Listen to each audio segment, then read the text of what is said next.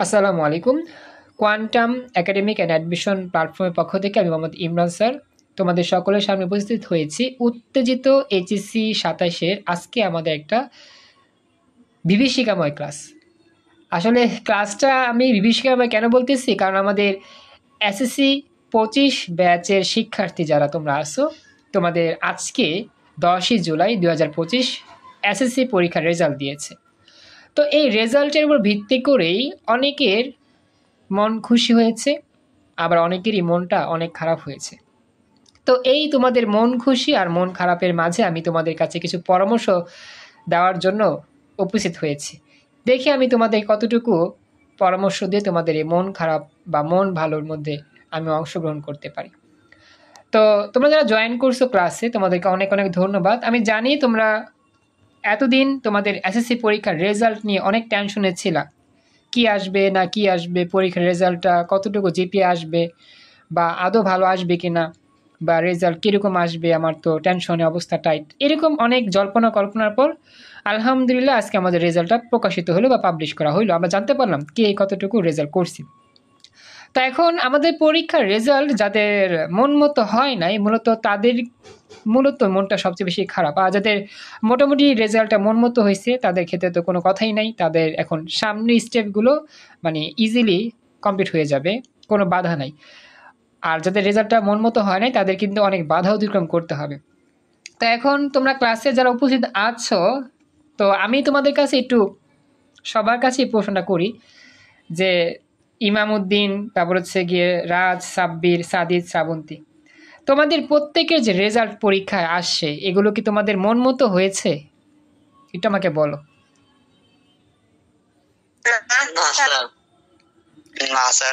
তার মানে মন মতো রেজাল্ট কারোরই হয় নাই। আচ্ছা, তো এখন কথা হচ্ছে, তো এই মন মতো যেহেতু রেজাল্ট হয় না, এখন আমরা কি করব সামনের দিনগুলোতে? আমি এই রেজাল্টটা নিয়ে কতটুকু সামনে যেতে পারবো, বা কি কাজ করলে আমার কলেজের লাইফে এই রেজাল্টটা প্রভাব পড়বে বা ইম্প্যাক্ট পড়বে, তো আমি সেটা নিয়ে একটু কথা বলি।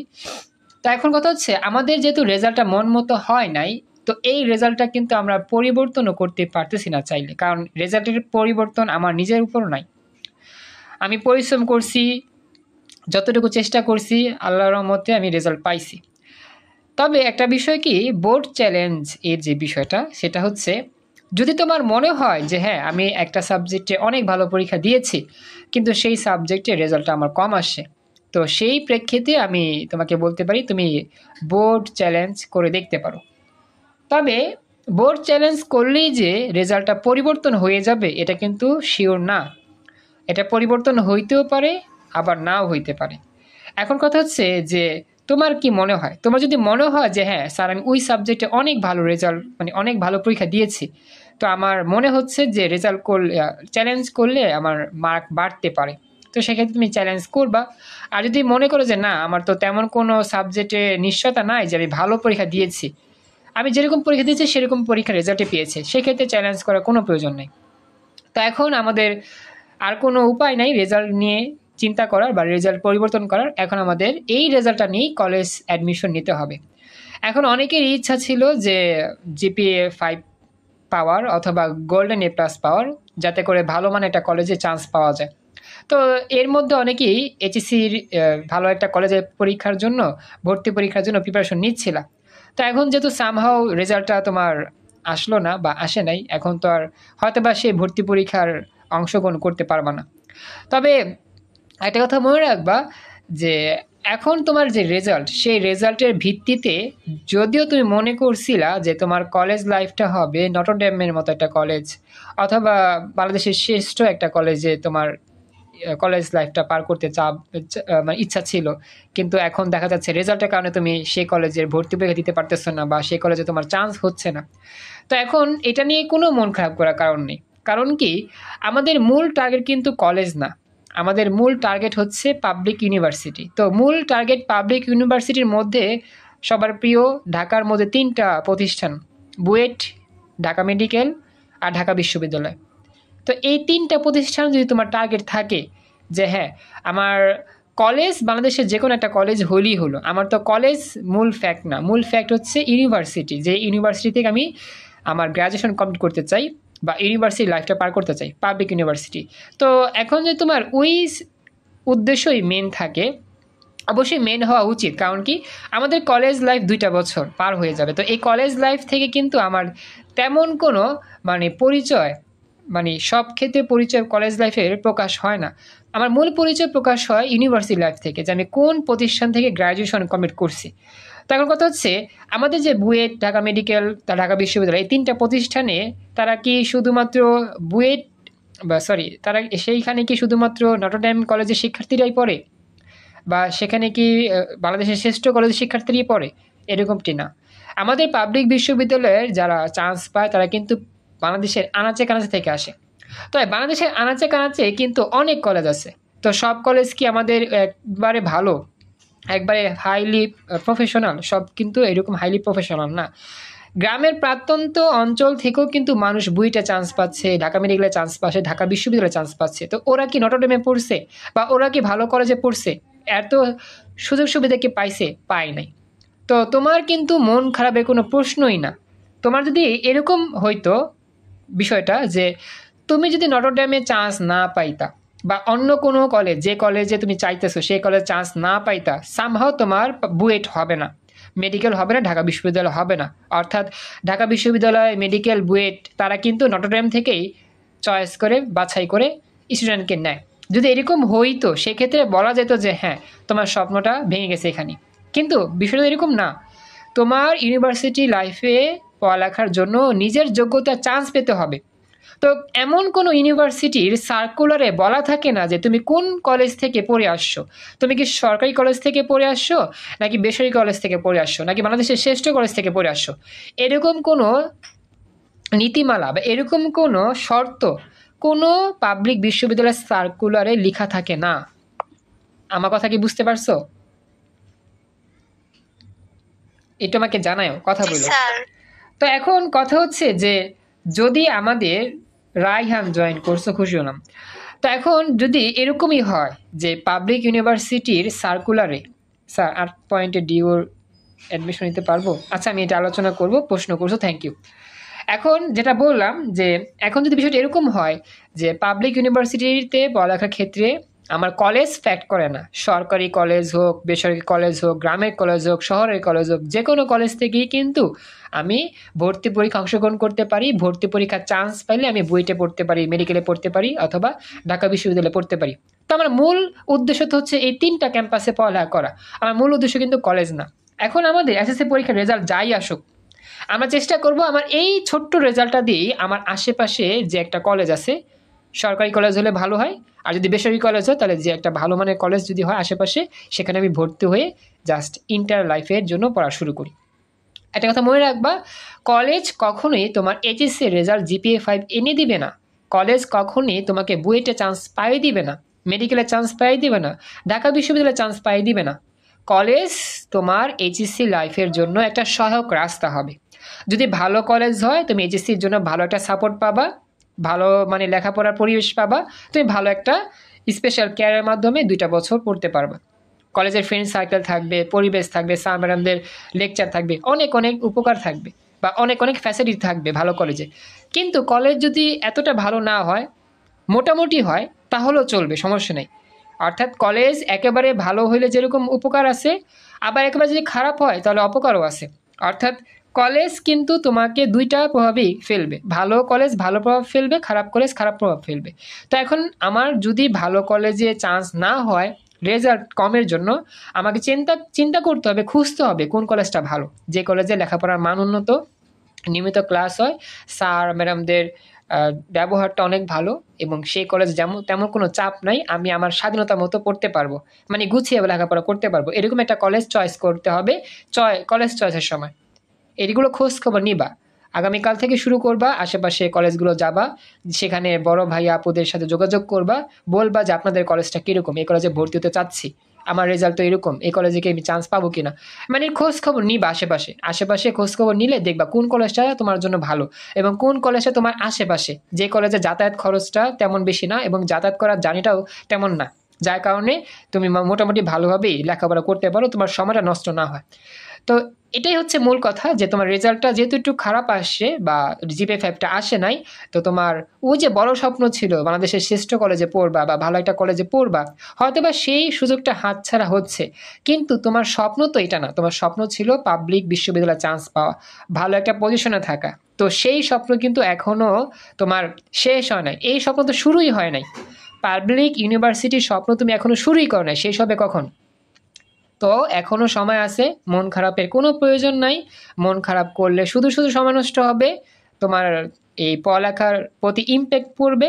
মন খারাপ করে বসে থাকবা না, যেই রেজাল্ট আসছে আলহামদুলিল্লাহ এটা বলে আল্লাহর নামে শুরু করো। মনে রাখবা যে আমাদের যে মূল টার্গেট, যে মূল সাকসেস যেটা আমরা আপাতত চিন্তা করি পাবলিক ইউনিভার্সিটি, সেটা হইলেই আমি দিন শেষে হাসবো। এখন হয়তো আমি একটু কান্না করতেছি, মন খারাপ করতেছি, কিন্তু আমি চেষ্টা করব আমার লাইফের যে জার্নির সফলতার ক্যাম্পাস, যে ক্যাম্পাসটা আমার স্বপ্ন, সেই ক্যাম্পাসে আমি একদিন না একদিন পৌঁছাবো ইনশাল্লাহ।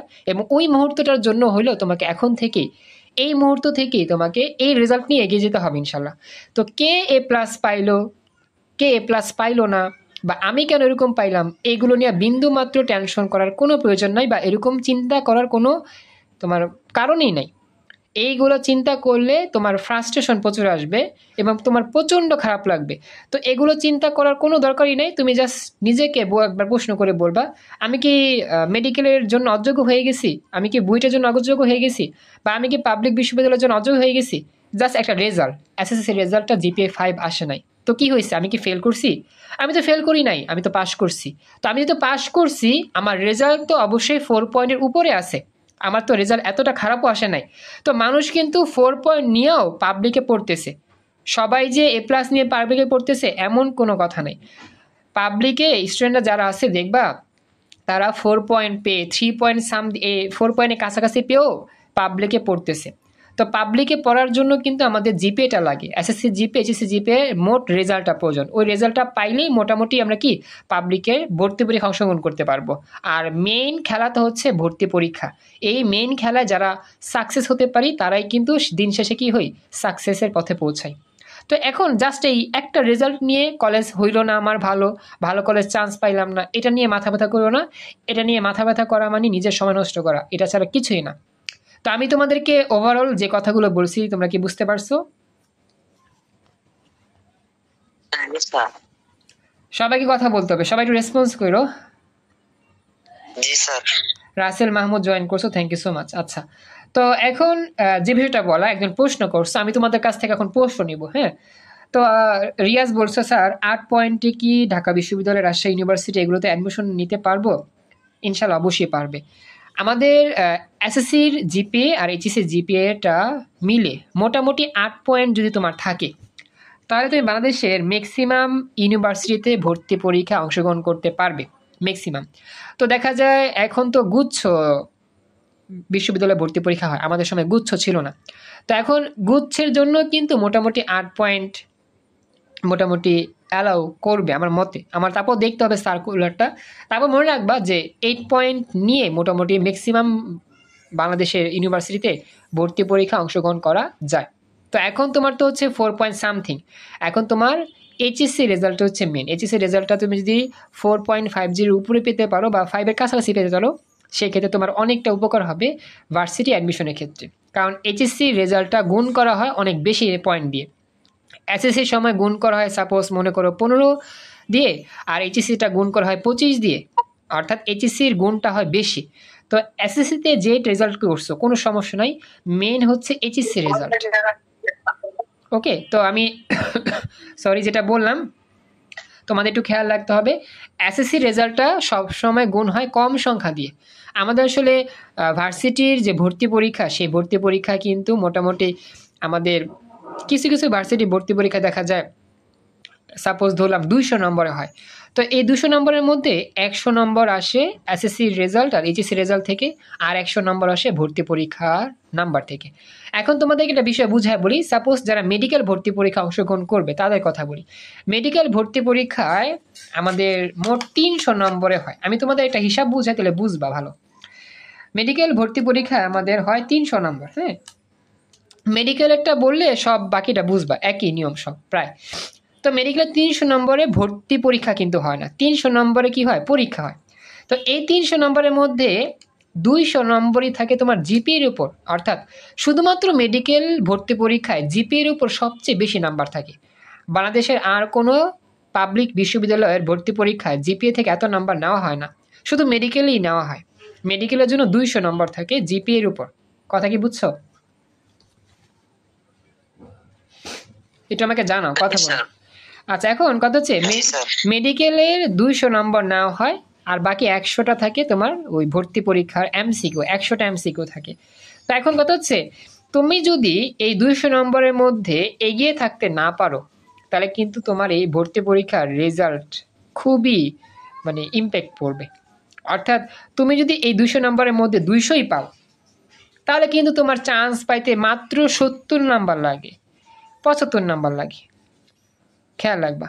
রাইসা জয়েন করছে আমাদের ক্লাসে, থ্যাংক ইউ সো মাচ, খুশি হলাম জয়েন করার জন্য। এখন যেটা বলতেছি খেয়াল রাখবা, তোমার এসএসসি রেজাল্ট সাপোজ মনে করলাম 5 আসছে, এই 5কে আমরা 15 দিয়ে গুণ করবো। কেন এসএসসি রেজাল্টটা 5 দিয়ে 15 দিয়ে গুণ করা হয়, তাহলে আসলো কত বলো তো, 75। কথা বুঝছো? এসএসসি রেজাল্টটাকে সবসময় 15 দিয়ে গুণ করা হয়, মোটামুটি ধরো আর কি, এটা অনুমান হিসাব করি, কারণ কম গুণ করা হয় কম সংখ্যা দিয়ে, তাহলে 75।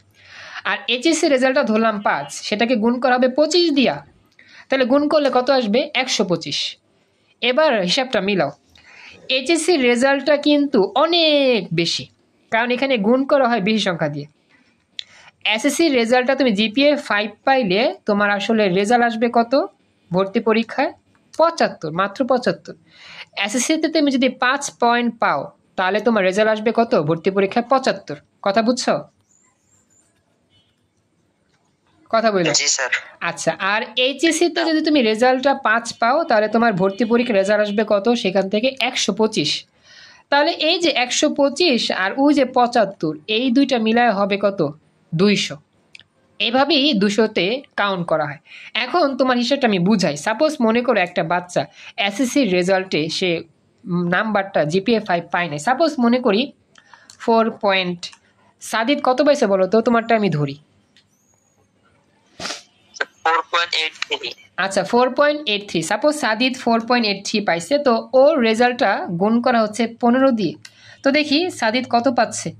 সাদিদ মোটামুটি পাচ্ছে 72 দশমিক সামথিং। ঠিক আছে, সাদিদ পাচ্ছে কত, 72 দশমিক সামথিং। তো এখন সাদিদের এই বিষয়টা আমি বুঝতে পারলাম যে সাদিদ 75-এর মধ্যে কত পাইছে, 72 পাইছে। তো সাদিদ মনে রাখবা কত, 72.45। এখন সাদিদের একটা ফ্রেন্ড জিপিএ 5 পাইছে, তো এসএসসিতে জিপিএ 5 পাওয়াতে তার ভর্তি পরীক্ষার রেজাল্ট কত আসছে, 75।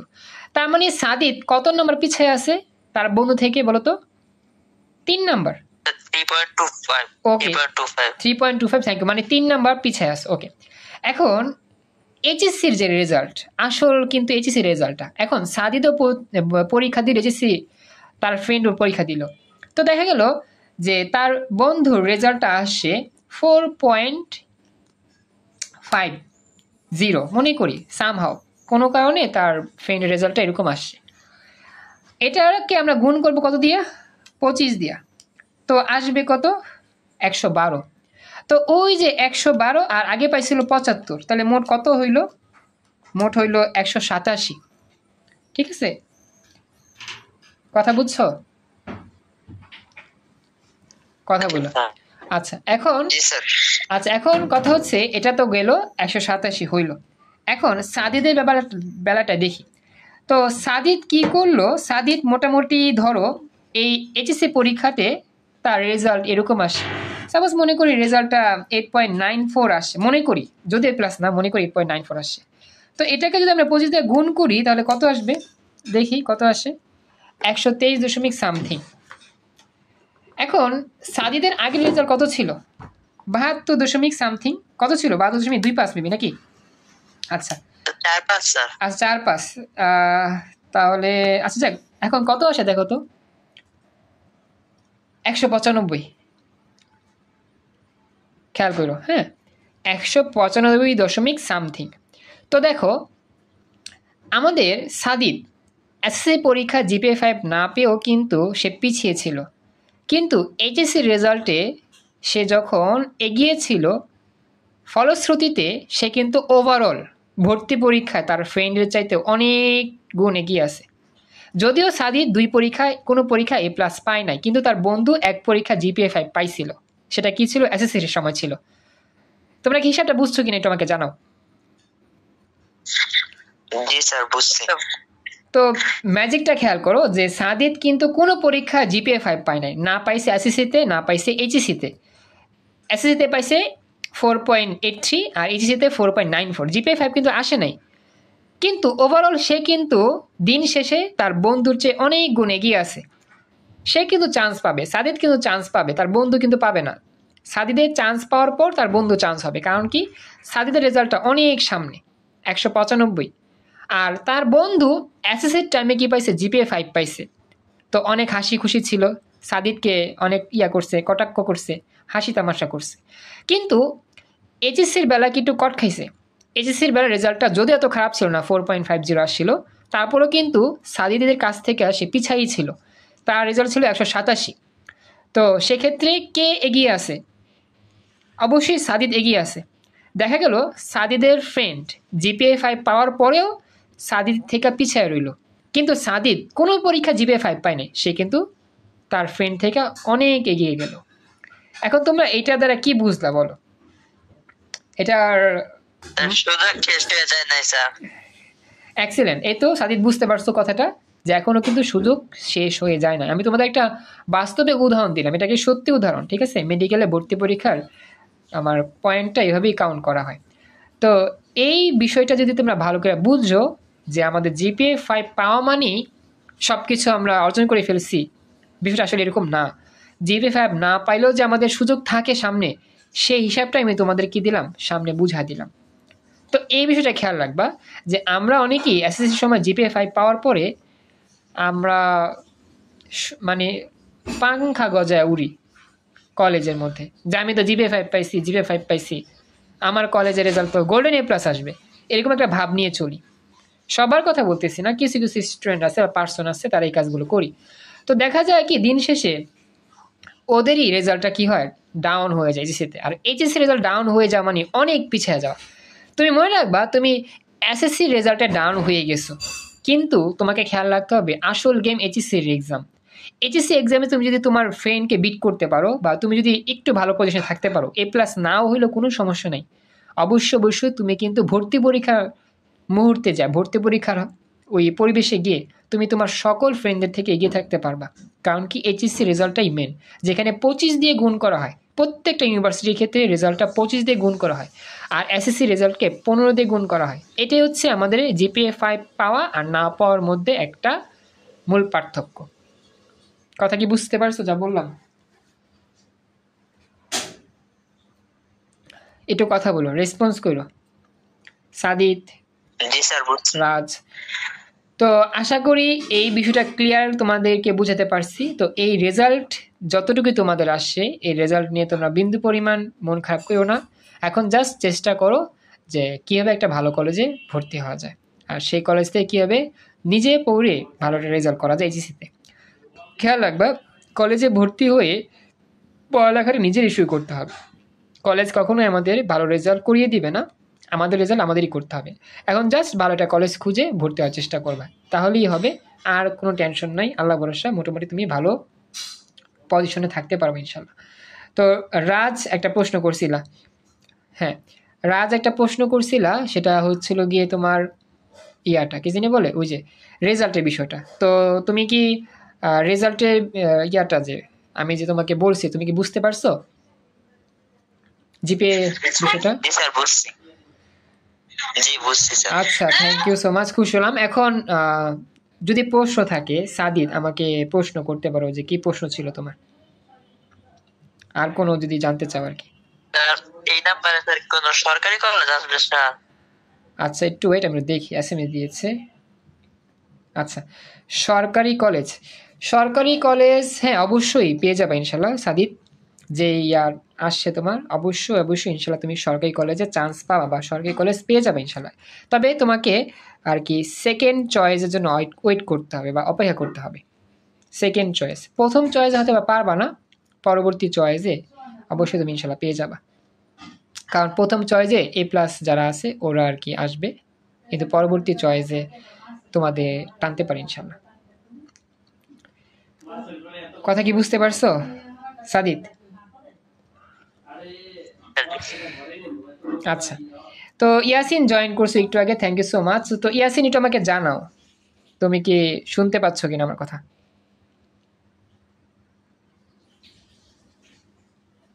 ইয়াসিন,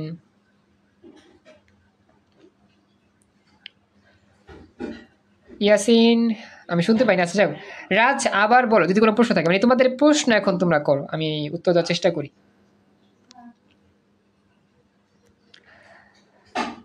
সাদিত তো বলছে, আমি তো অনেক কিছুই বললাম, ক্লাসে তো বাকিদের উপস্থিতি পাই না তেমন, তা আর কি তেমন আর কি আর বলতে পারতেছি না। আচ্ছা, তাহলে আর কোনো প্রশ্ন নাই, তো আমি মোটামুটি ওভারঅল বিষয়টা তোমাদের বুঝায় বলছি যে তোমরা কীভাবে কী করতে পারো। জাস্ট এখন মন খারাপের কোনো প্রয়োজন নাই। ইয়াসিন যদি প্রশ্ন করতে চাও ভয়েসে বললে প্রশ্নগুলো বুঝতে পারবো। তো এখন যে বিষয়টা বলা সেটা হচ্ছে তোমরা জাস্ট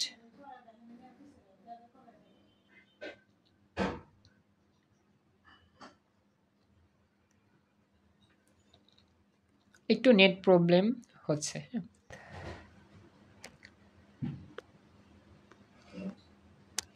আচ্ছা বলি, আমার একটু নেট প্রবলেম হয়েছে বুঝছো, নেট প্রবলেমের জন্য আমার লিঙ্কটা কেটে গেছে। তোমরা কি শুনতে পাচ্ছ? রাজ, সাদির একটু আমাকে জানাও।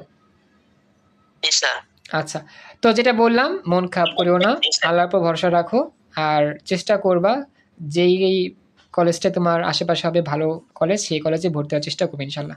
তো এটা নিয়ে মন খারাপ করিও না, সবার জন্য দোয়া রইল। আর আমরা আমাদের একাডেমিক যে ক্লাসগুলো আছে সেই ক্লাসগুলো আমাদের সুন্দরভাবে যেভাবে চলতেছে সেভাবে চলবে ইনশাল্লাহ। তো এখন যেহেতু রেজাল্ট পেয়ে গিয়েছো, তো এখন ফুল স্পিডে আল্লাহর নামে পড়া শুরু করো। যেই কলেজে তুমি ভর্তি হও কোনো সমস্যা নাই, তোমাকে মনে রাখতে হবে তুমি যদি এখন গ্যাপ দাও বা এখন থেকে ক্লাসগুলো নিয়মিত না করো বা এখন থেকে সিরিয়াস হয়ে না পড়ো, তোমার কিন্তু সময়গুলো নষ্ট হবে। তো চেষ্টা করো যাতে করে সময়গুলো নষ্ট না হয় বা ওয়েস্ট না হয়। চেষ্টা করো যতটুকু সম্ভব সময়গুলো কাজে লাগানোর জন্য।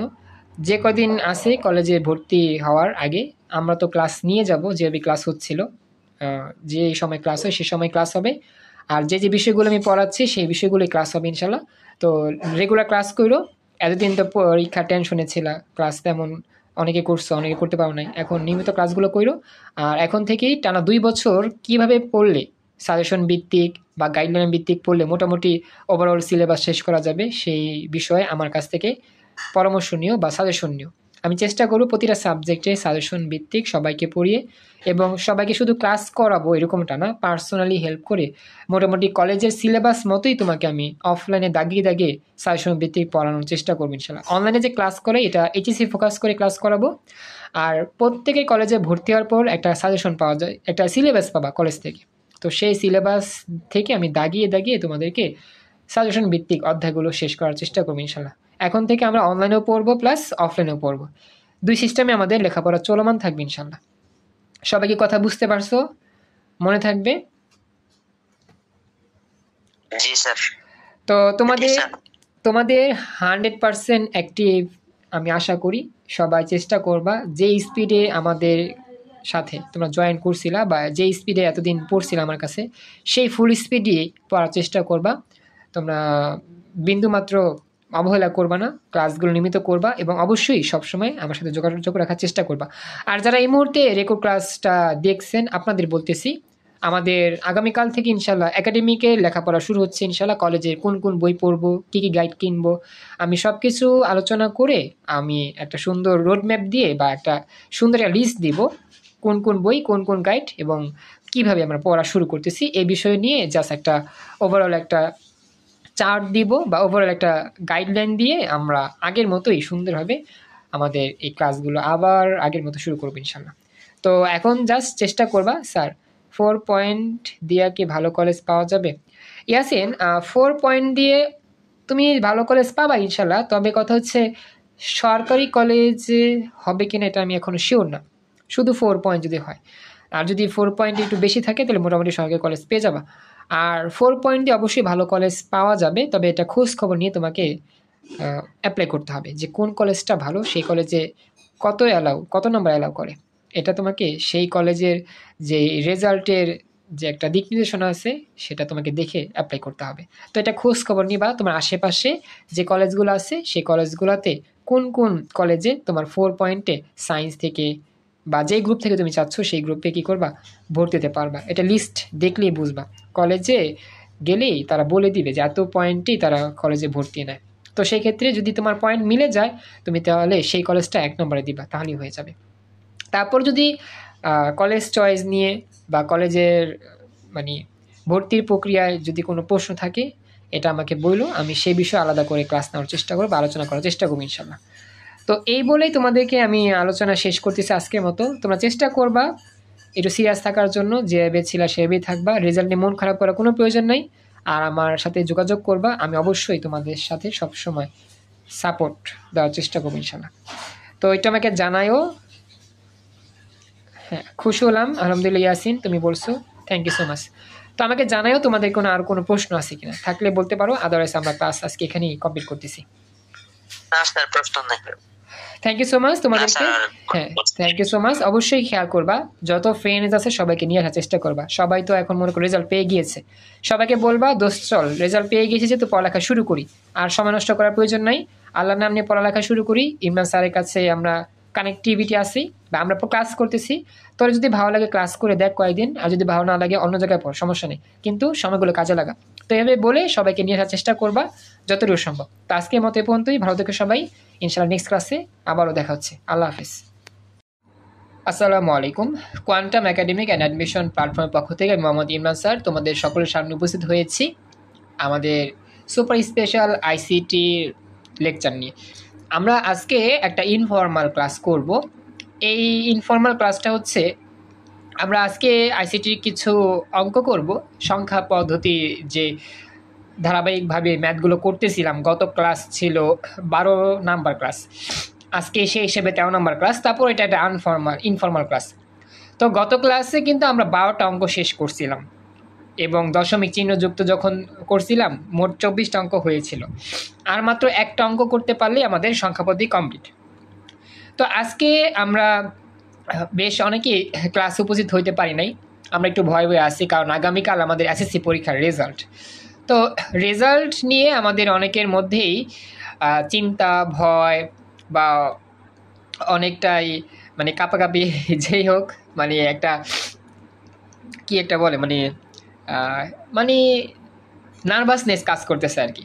তো এখন কথা হচ্ছে স্বাভাবিক, এটা কিন্তু অস্বাভাবিক কিছু না। আমাদের সময় যখন আমরাও পরীক্ষা দিয়েছি তোমাদের মতো ছিলাম, আমাদের সময় কিন্তু এরকম একটু নার্ভাসনেস কাজ করছে, কারণ আমরা তো পরীক্ষা দিয়ে আসছি। আমরা পরীক্ষা দিতে গিয়ে roll number, registration number, set code এগুলো তো পূরণ করছি এবং বারবার করে চেক করছি, মিলাইছি যে ঠিক আছে কিনা। তারপরও মনের মধ্যে একটা কনফিউজ থাকি যে আল্লাহ, যদি কোনো একটা কারণে একটা সেট কোড ভুল হয়ে যায় পূরণ করতে, বা রোল নাম্বারটা একটু পূরণ করতে ভুল হয়ে যায়, বা রেজিস্ট্রেশন নাম্বার পূরণ করতে ভুল হয়ে যায়, সেই ক্ষেত্রে আমার রেজাল্টে কী প্রভাব পড়বে। এরকম অনেক নানা প্রশ্ন আমাদের পরীক্ষার আগে ঘুরপাক খাইতো। তো আমরা এই প্রশ্নগুলো ফেস করছি, মনের মধ্যে বারবার আসতো যে কি হবে পরীক্ষার রেজাল্ট, সবগুলো উত্তর কি সঠিকভাবে উত্তর করতে পারছিলাম কিনা, যারা খাতা মূল্যায়ন করছে তারা ভালো করে রেজাল্টের উত্তর দিছে কিনা, বা মার্কটা নাম্বার ভালো দিছে কিনা, নাকি কেটে দিছে, এরকম অনেক প্রশ্ন আমাদের মনের মধ্যে ঘুরপাক খাইতো। তো আমরা এগুলো ফেস করে আসছি, তো এখন তোমরাও ফেস করতেছো, এটা একটা নর্মাল বিষয়। যদি এরকম হইতো যে পৃথিবীতে তোমরা এসএসসি পরীক্ষা দিয়েছো আর কোনো দিন কোনো মানুষ এসএসসি পরীক্ষা দেয় নাই, সেক্ষেত্রে একটা কথা ছিল যে হ্যাঁ তোমাদের প্রচুর টেনশন হচ্ছে, এটা একটা আনকমন বিষয় বা একটা মারাত্মক বিষয়, এত টেনশনের মধ্যে তোমাদের থাকতে হচ্ছে, এরকম তো না। প্রতি বছরই এসএসসি পরীক্ষা হয়, প্রতি বছরই আমরা পরীক্ষা দিই, প্রতি বছরই বাচ্চাদের মনে একটা নার্ভাসনেস কাজ করে, এটা স্বাভাবিক বিষয়। তারপরও আমি তোমাদেরকে সান্ত্বনা দেওয়ার জন্য কথাগুলো বলতেছি না, বলতেছি যে বাস্তবতা এটাই যে আমাদের যদিও নার্ভাসনেস থাকে কাজ করে, তারপরও আমরা এটাকে নিয়েই চেষ্টা করবো সামনে যতটুকু সময় আছে বা রেজাল্টের অপেক্ষা থাকতে যে কী হয়। আল্লাহর উপর ভরসা রাখবো, সবসময় দোয়া করবো বেশি বেশি যে আল্লাহ আমাদের রেজাল্টটা সবার মন মতো করে দাও। আমরা যারা লেখাপড়া করছি 9-10 2টা বছর, আমরা যারা সময়কে কাজে লাগাইছি, সময়কে নষ্ট করি নাই, পড়ার লেখার মধ্যে মনোযোগ ছিল আমাদের, পরিশ্রম করছি, অবশ্যই আমাদের রেজাল্ট ভালো হবে ইনশাল্লাহ, এটা আমাদের বিন্দুমাত্র সন্দেহ নাই। তারপরে একটা মনের মধ্যে আবেগ কাজ করে যে রেজাল্টটা কীরকম হবে, A+ আসবে কি আসবে না, বা ভালো রেজাল্ট যেটা চাচ্ছিলাম সেটা হবে কি হবে না। এটা স্বাভাবিক, মানুষ হিসেবে আমাদের সবার মনেই কাজ করে, আমাদের মনেও কাজ করছে, তোমাদের মনেও কাজ করে, এটা স্বাভাবিক, এটা আমরা জানি, এটা হবে সবসময়। তারপর আলাদা করো, আগামীকাল তো বলেছে দুপুর 2টা বাজে রেজাল্ট হবে, তো সেই পর্যন্ত একটু ওয়েট করো, বেশি বেশি দোয়া দূরত পড়ো যে রেজাল্টটা ভালো হয়ে যায়, সবার মুখে হাসি ফোটে, এবং যে রেজাল্ট নিয়ে চিন্তিত আসিলা যে আমি রেজাল্টটা করতে পারলে অনেক ভালো হইতো, সেই রেজাল্টের জন্য দোয়া করো বেশি বেশি। আর একটা বিষয় সেটা হচ্ছে, সাপোজ রেজাল্ট যখন পাবলিশ করা হবে, বলছে দুপুর 2টা বাজে, এখন রেজাল্ট যখন পাবলিশ করা হবে, ওয়েবসাইট তো আমরা জানি প্রত্যেকটা বোর্ডের ওয়েবসাইট আলাদা থাকে। এখন যে বোর্ড থেকে পরীক্ষা দিছো সেই বোর্ডের ওয়েবসাইটে গিয়ে তোমার রোল নাম্বার বা রেজিস্ট্রেশন নাম্বার দিয়ে সার্চ করে বা মোবাইল SMS এর মাধ্যমে কী করবে, রেজাল্টটা তোমরা নেওয়ার চেষ্টা করবা। তবে এক্ষেত্রে এরকম হইতে পারে যে প্রচুর পরিমাণ আমরা কিন্তু অ্যাক্সেস করব আগামীকাল দুপুর 2টা থেকে শুরু করে, অনেকে 2টা আগে থেকে শুরু করবে, ঠিক আছে। তো আমরা যেহেতু ইন্টারনেটে ওয়েবসাইটগুলোতে প্রচুর পরিমাণ অ্যাক্সেস করব রেজাল্ট পাওয়ার জন্য, সেক্ষেত্রে সার্ভার একটু ডাউন হতে পারে, বা দেখা যেতে পারে রেজাল্টটা তোমার হয়তো বা তাৎক্ষণিক নাও আসতে পারে। অনেক ফ্রেন্ডদের রেজাল্ট চলে আসছে, সাপোজ অনেক ফ্রেন্ডের রেজাল্ট পেয়ে গিয়েছে। আমরা তো এখন স্কুলে আর যাই না, আগেরকার সময় একবারে অনেক আগেরকার প্রচলন কী ছিল, সবাই স্কুলে গিয়ে রেজাল্ট জেনে আসতো, কিন্তু এখনকার বর্তমান ডিজিটাল যুগে তো স্কুলে যাওয়া লাগে না, ঘরে বসে যে কোনো সময় যে কোনো জায়গা থেকে আমরা কি পাই, রেজাল্টটা পেয়ে যাই। তো এখন কথা হচ্ছে, সাপোজ তোমার অনেকগুলো ফ্রেন্ড রেজাল্ট জানতে পারছে, কিন্তু সামহাও তোমার রেজাল্টটা আসতেছে না, তার মানে তুমি বিচলিত হবা না।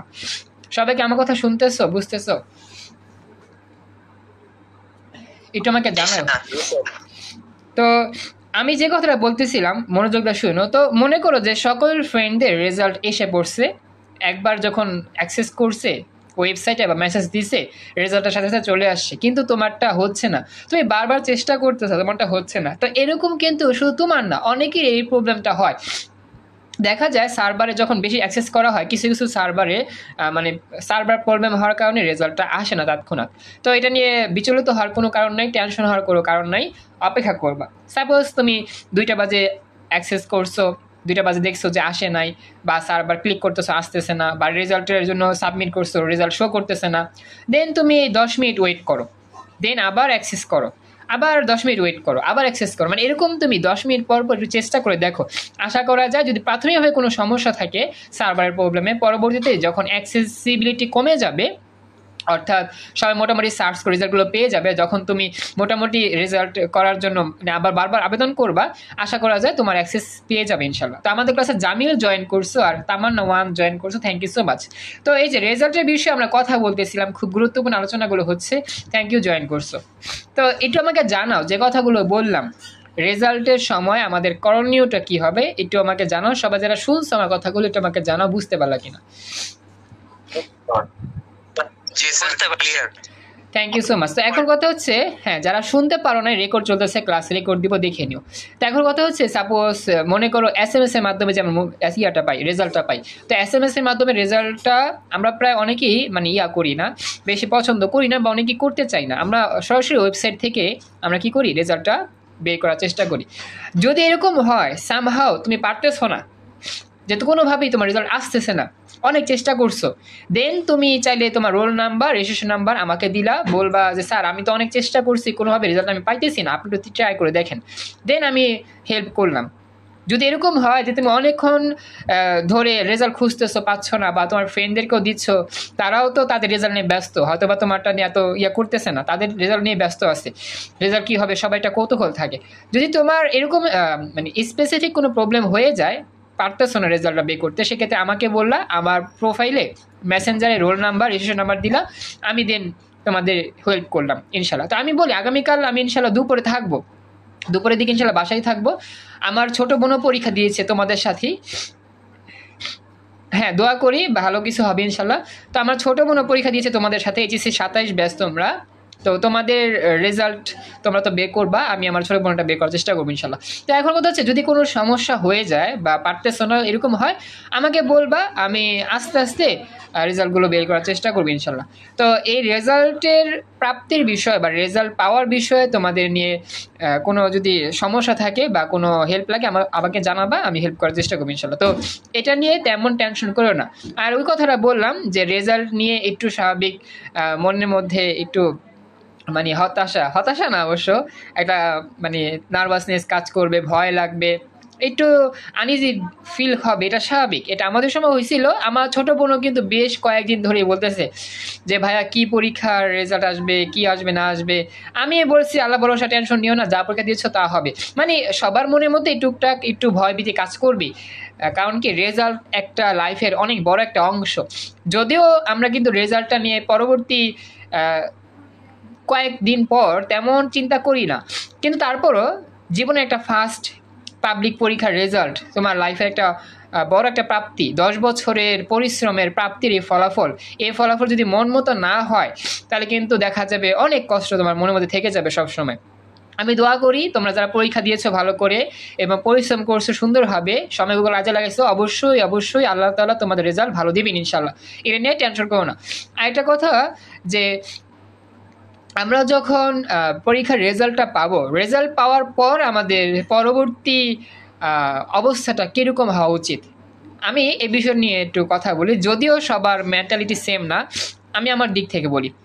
তো আমি বিগত কয়েক বছর, শুধু আমি না, বাংলাদেশের সবাই বিগত কয়েক বছর যেটা ফেস করছি আমরা, সেটা হচ্ছে রেজাল্টের এই সংঘর্ষ বা রেজাল্ট মন মতো না হওয়ার কারণে শিক্ষার্থীদের জীবন ঝরে যাওয়া, বা শিক্ষার্থীরা এমন কোনো একটা কাজ করে যে কাজটা আমরা অপ্রত্যাশিত, বা যে কাজটা আমরা কখনোই প্রত্যাশা করি না, বা যে কাজটা একেবারেই অনৈতিক, বা যে কাজটা আমাদের মানে লাইফের কোনো একটা অংশই না, সেই কাজটা আমরা করি। এখন তোমাদেরকে আমি যেটা বুঝায় বলি, বাস্তব কথাই বলতেছি, তোমরা একটু এটা বাস্তবিকভাবেই নাও। ইমন জয়েন করছো ক্লাসে, খুশি হলাম। তো কথাটা হচ্ছে গিয়ে আমাদের এই যে রেজাল্ট, এসএসসি রেজাল্ট বলো বা এইচএসসি রেজাল্ট বলো, এই যে রেজাল্ট, এই রেজাল্টের ফলাফল আমাদেরকে বা তোমাদেরকে সর্বোচ্চ কয়দিন বলা হবে যে তুমি বলো তো তোমার রেজাল্টটা কত আসছে, তুমি কি জিপিএ 5 পেয়েছো, তুমি কি গোল্ডেন A+ পেয়েছো। সর্বোচ্চ এই কথাগুলো তোমার আশেপাশে যে আন্টি, তারপরে আঙ্কেল, পাড়া প্রতিবেশী যারাই আছে, পরিবারের লোকজন যারাই আছে, এই কথাগুলো তোমাদেরকে কয়দিন বলবে। সর্বোচ্চ যদি হয় 1 সপ্তাহ, যদিও 1 সপ্তাহ বলে না, যদি ধরি সর্বোচ্চ 1 সপ্তাহ, এবং 1 মাস পর তো ভুলেই যাবে তোমার রেজাল্ট কী ছিল। এবং তুমি যখন কয়েক মাস পর কলেজে ভর্তি হতে যাবা, যখন তুমি দেখবা একটা ভালো কলেজের চান্স পাও নাই, তখন তোমার ওই যে রেজাল্ট, ওই রেজাল্ট নিয়ে কিন্তু তোমার বিন্দুমাত্র ফায়দা হবে না বা লাভ হবে না। কারণ কি, তুমি রেজাল্ট পাইছো ভালো কলেজে চান্স পাও নাই, তখন তোমাকে খোটা দেওয়া হবে কি তুমি নর্মাল একটা স্টুডেন্ট, তুমি কলেজের তেমন যোগ্য স্টুডেন্ট না, তুমি এসএসসির সময় ভালো রেজাল্ট করছো, এসএসসির সময় A+ পাওয়া কোনো ব্যাপারই না, তখন তোমাদেরকে এই কথাগুলো শোনানো হবে।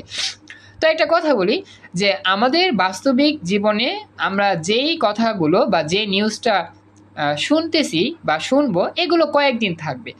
এই রেজাল্টের কথা কিন্তু তোমাকে আর কয়েকদিন পর জিজ্ঞাসাও করা হবে না। যেমন আমাকে দেখো, আমার সাথে যদি কারো পরিচয় হয়, সাপোজ আমি গেলাম এক জায়গায় বেড়াইতে, তো আমার সাথে যখন কারো পরিচয় হচ্ছে, কথা বলা হচ্ছে, এই সেই অনেক কিছু বলতেছে, তো মানুষ কিন্তু কখনোই জানতে চায় না যে আপনার এসএসসির রেজাল্ট কত ছিল একটু বলেন, বা এইচএসসির রেজাল্ট কত ছিল একটু বলেন। মানুষ এগুলো জানতে চায় না। মানুষ জানতে চায় আপনি কোন প্রতিষ্ঠান থেকে লেখাপড়া করে আসছেন, আপনি কি ভালো একটা পাবলিক থেকে পড়ালেখা করে আসছেন, বা ভালো একটা শিক্ষা প্রতিষ্ঠান থেকে পড়ালেখা করে আসছেন, অথবা আপনি কি ভালো একটা পজিশনে আছেন কিনা। মানুষ এগুলো জানতে চায়, মানুষ কিন্তু কখনোই রেজাল্ট জানতে চায় না। আমার কথা কি বুঝতে পারছো?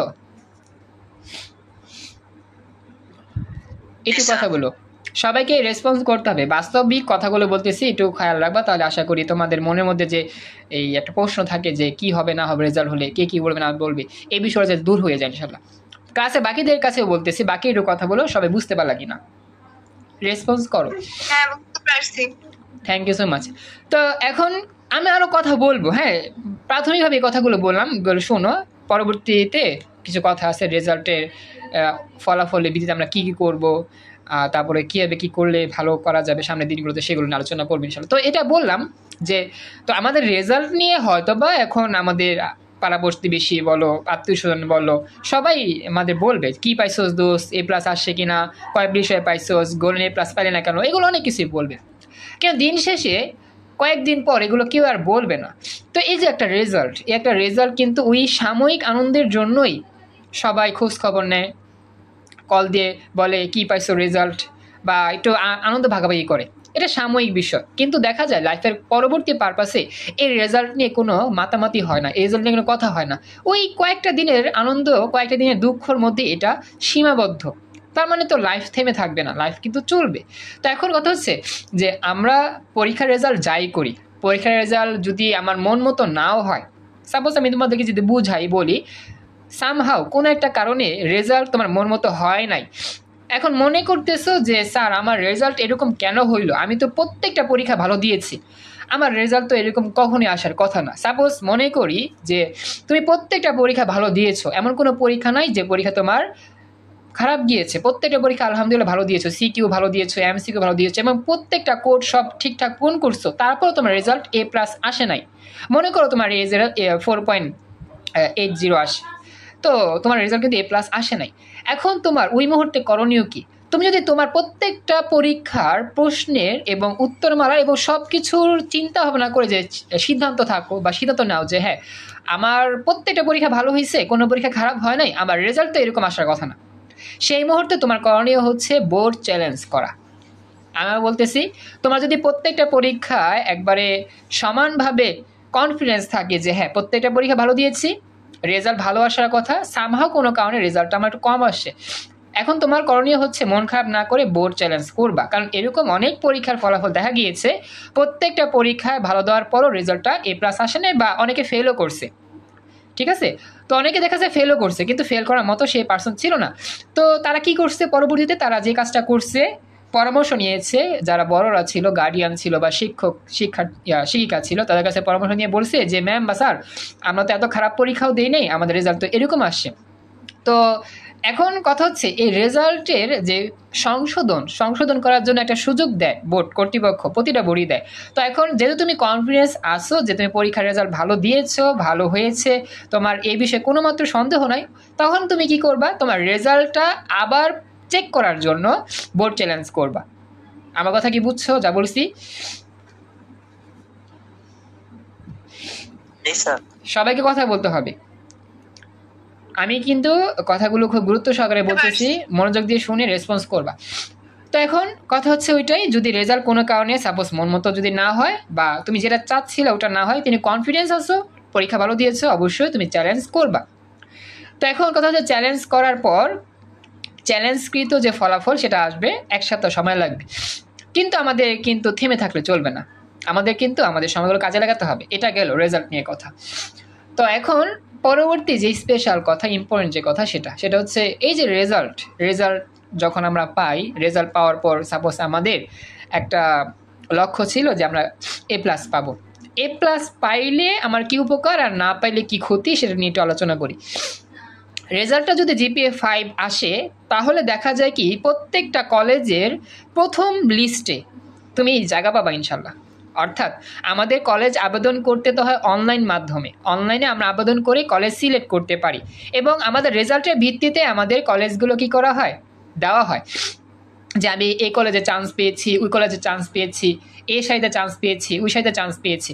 তো এখন রেজাল্টটা যদি আমার A+ আসে, তাহলে তুমি যখন কলেজের আবেদন করার জন্য অনলাইনে ফর্ম পূরণ করবা, যখন ফর্ম পূরণ করার পর সিলেক্ট করবা কলেজগুলো, এবং এই প্রথমবার আবেদন যারা করবে ওদের রেজাল্ট যখন পাবলিশ করা হবে, কলেজ আবেদনের রেজাল্ট প্রথমবার যখন পাবলিশ করা হবে, তুমি কিন্তু কোনো না কোনো কলেজের মধ্যে চান্স পেয়ে যাবে ইনশাল্লাহ। এটা হচ্ছে একটা ইম্পর্টেন্ট বা একটা গুরুত্বপূর্ণ বিষয়। আমি কি তোমাদের বুঝাতে পারছি যা বললাম?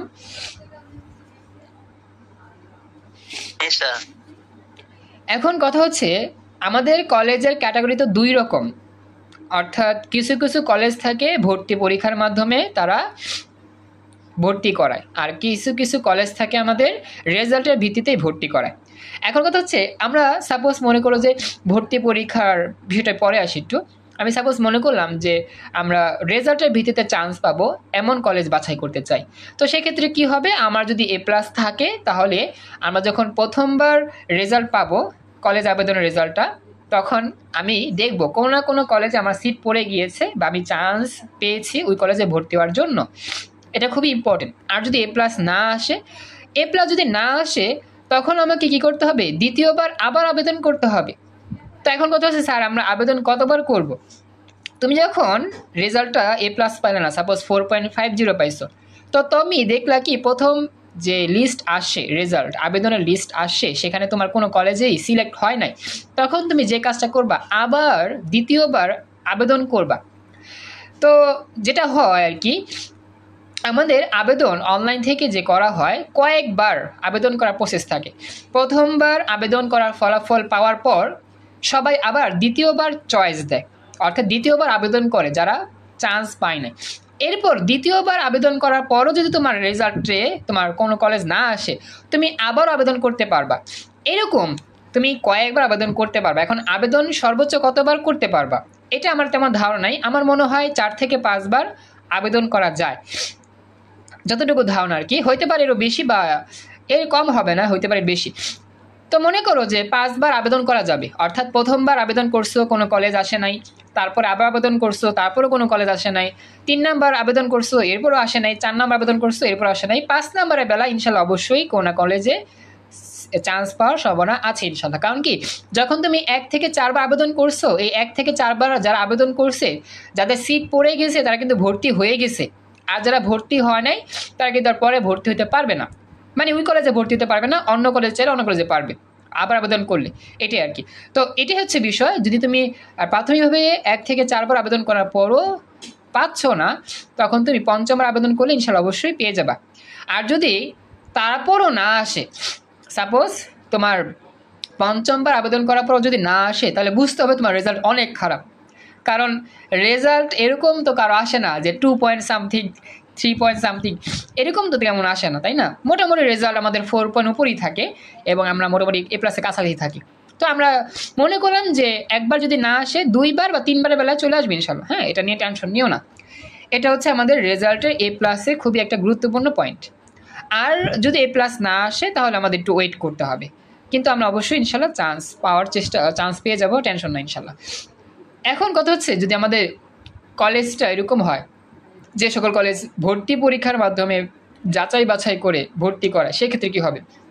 তো সেক্ষেত্রে তুমি যদি বাংলাদেশে ফার্স্টও হও, শুধু বোর্ড না, বাংলাদেশে যদি ফার্স্টও হও, পুরো বাংলাদেশের চ্যালেঞ্জের মধ্যে তোমার যে মোট নাম্বার একবার সর্বোচ্চ হয়, তারপরেও কিন্তু তোমাকে ওই কলেজে ভর্তি হতে ভর্তি পরীক্ষা অংশগ্রহণ করে পাশ করতে হবে, টিকতে হবে, চান্স পেতে হবে, আদারওয়াইজ তোমাকে তারা গ্রহণ করবে না। এটা হচ্ছে কলেজ ভর্তি পরীক্ষা যে সকল হয় সেই সকল কলেজের সিস্টেম। আমার কথা কি বুঝতে পারছো?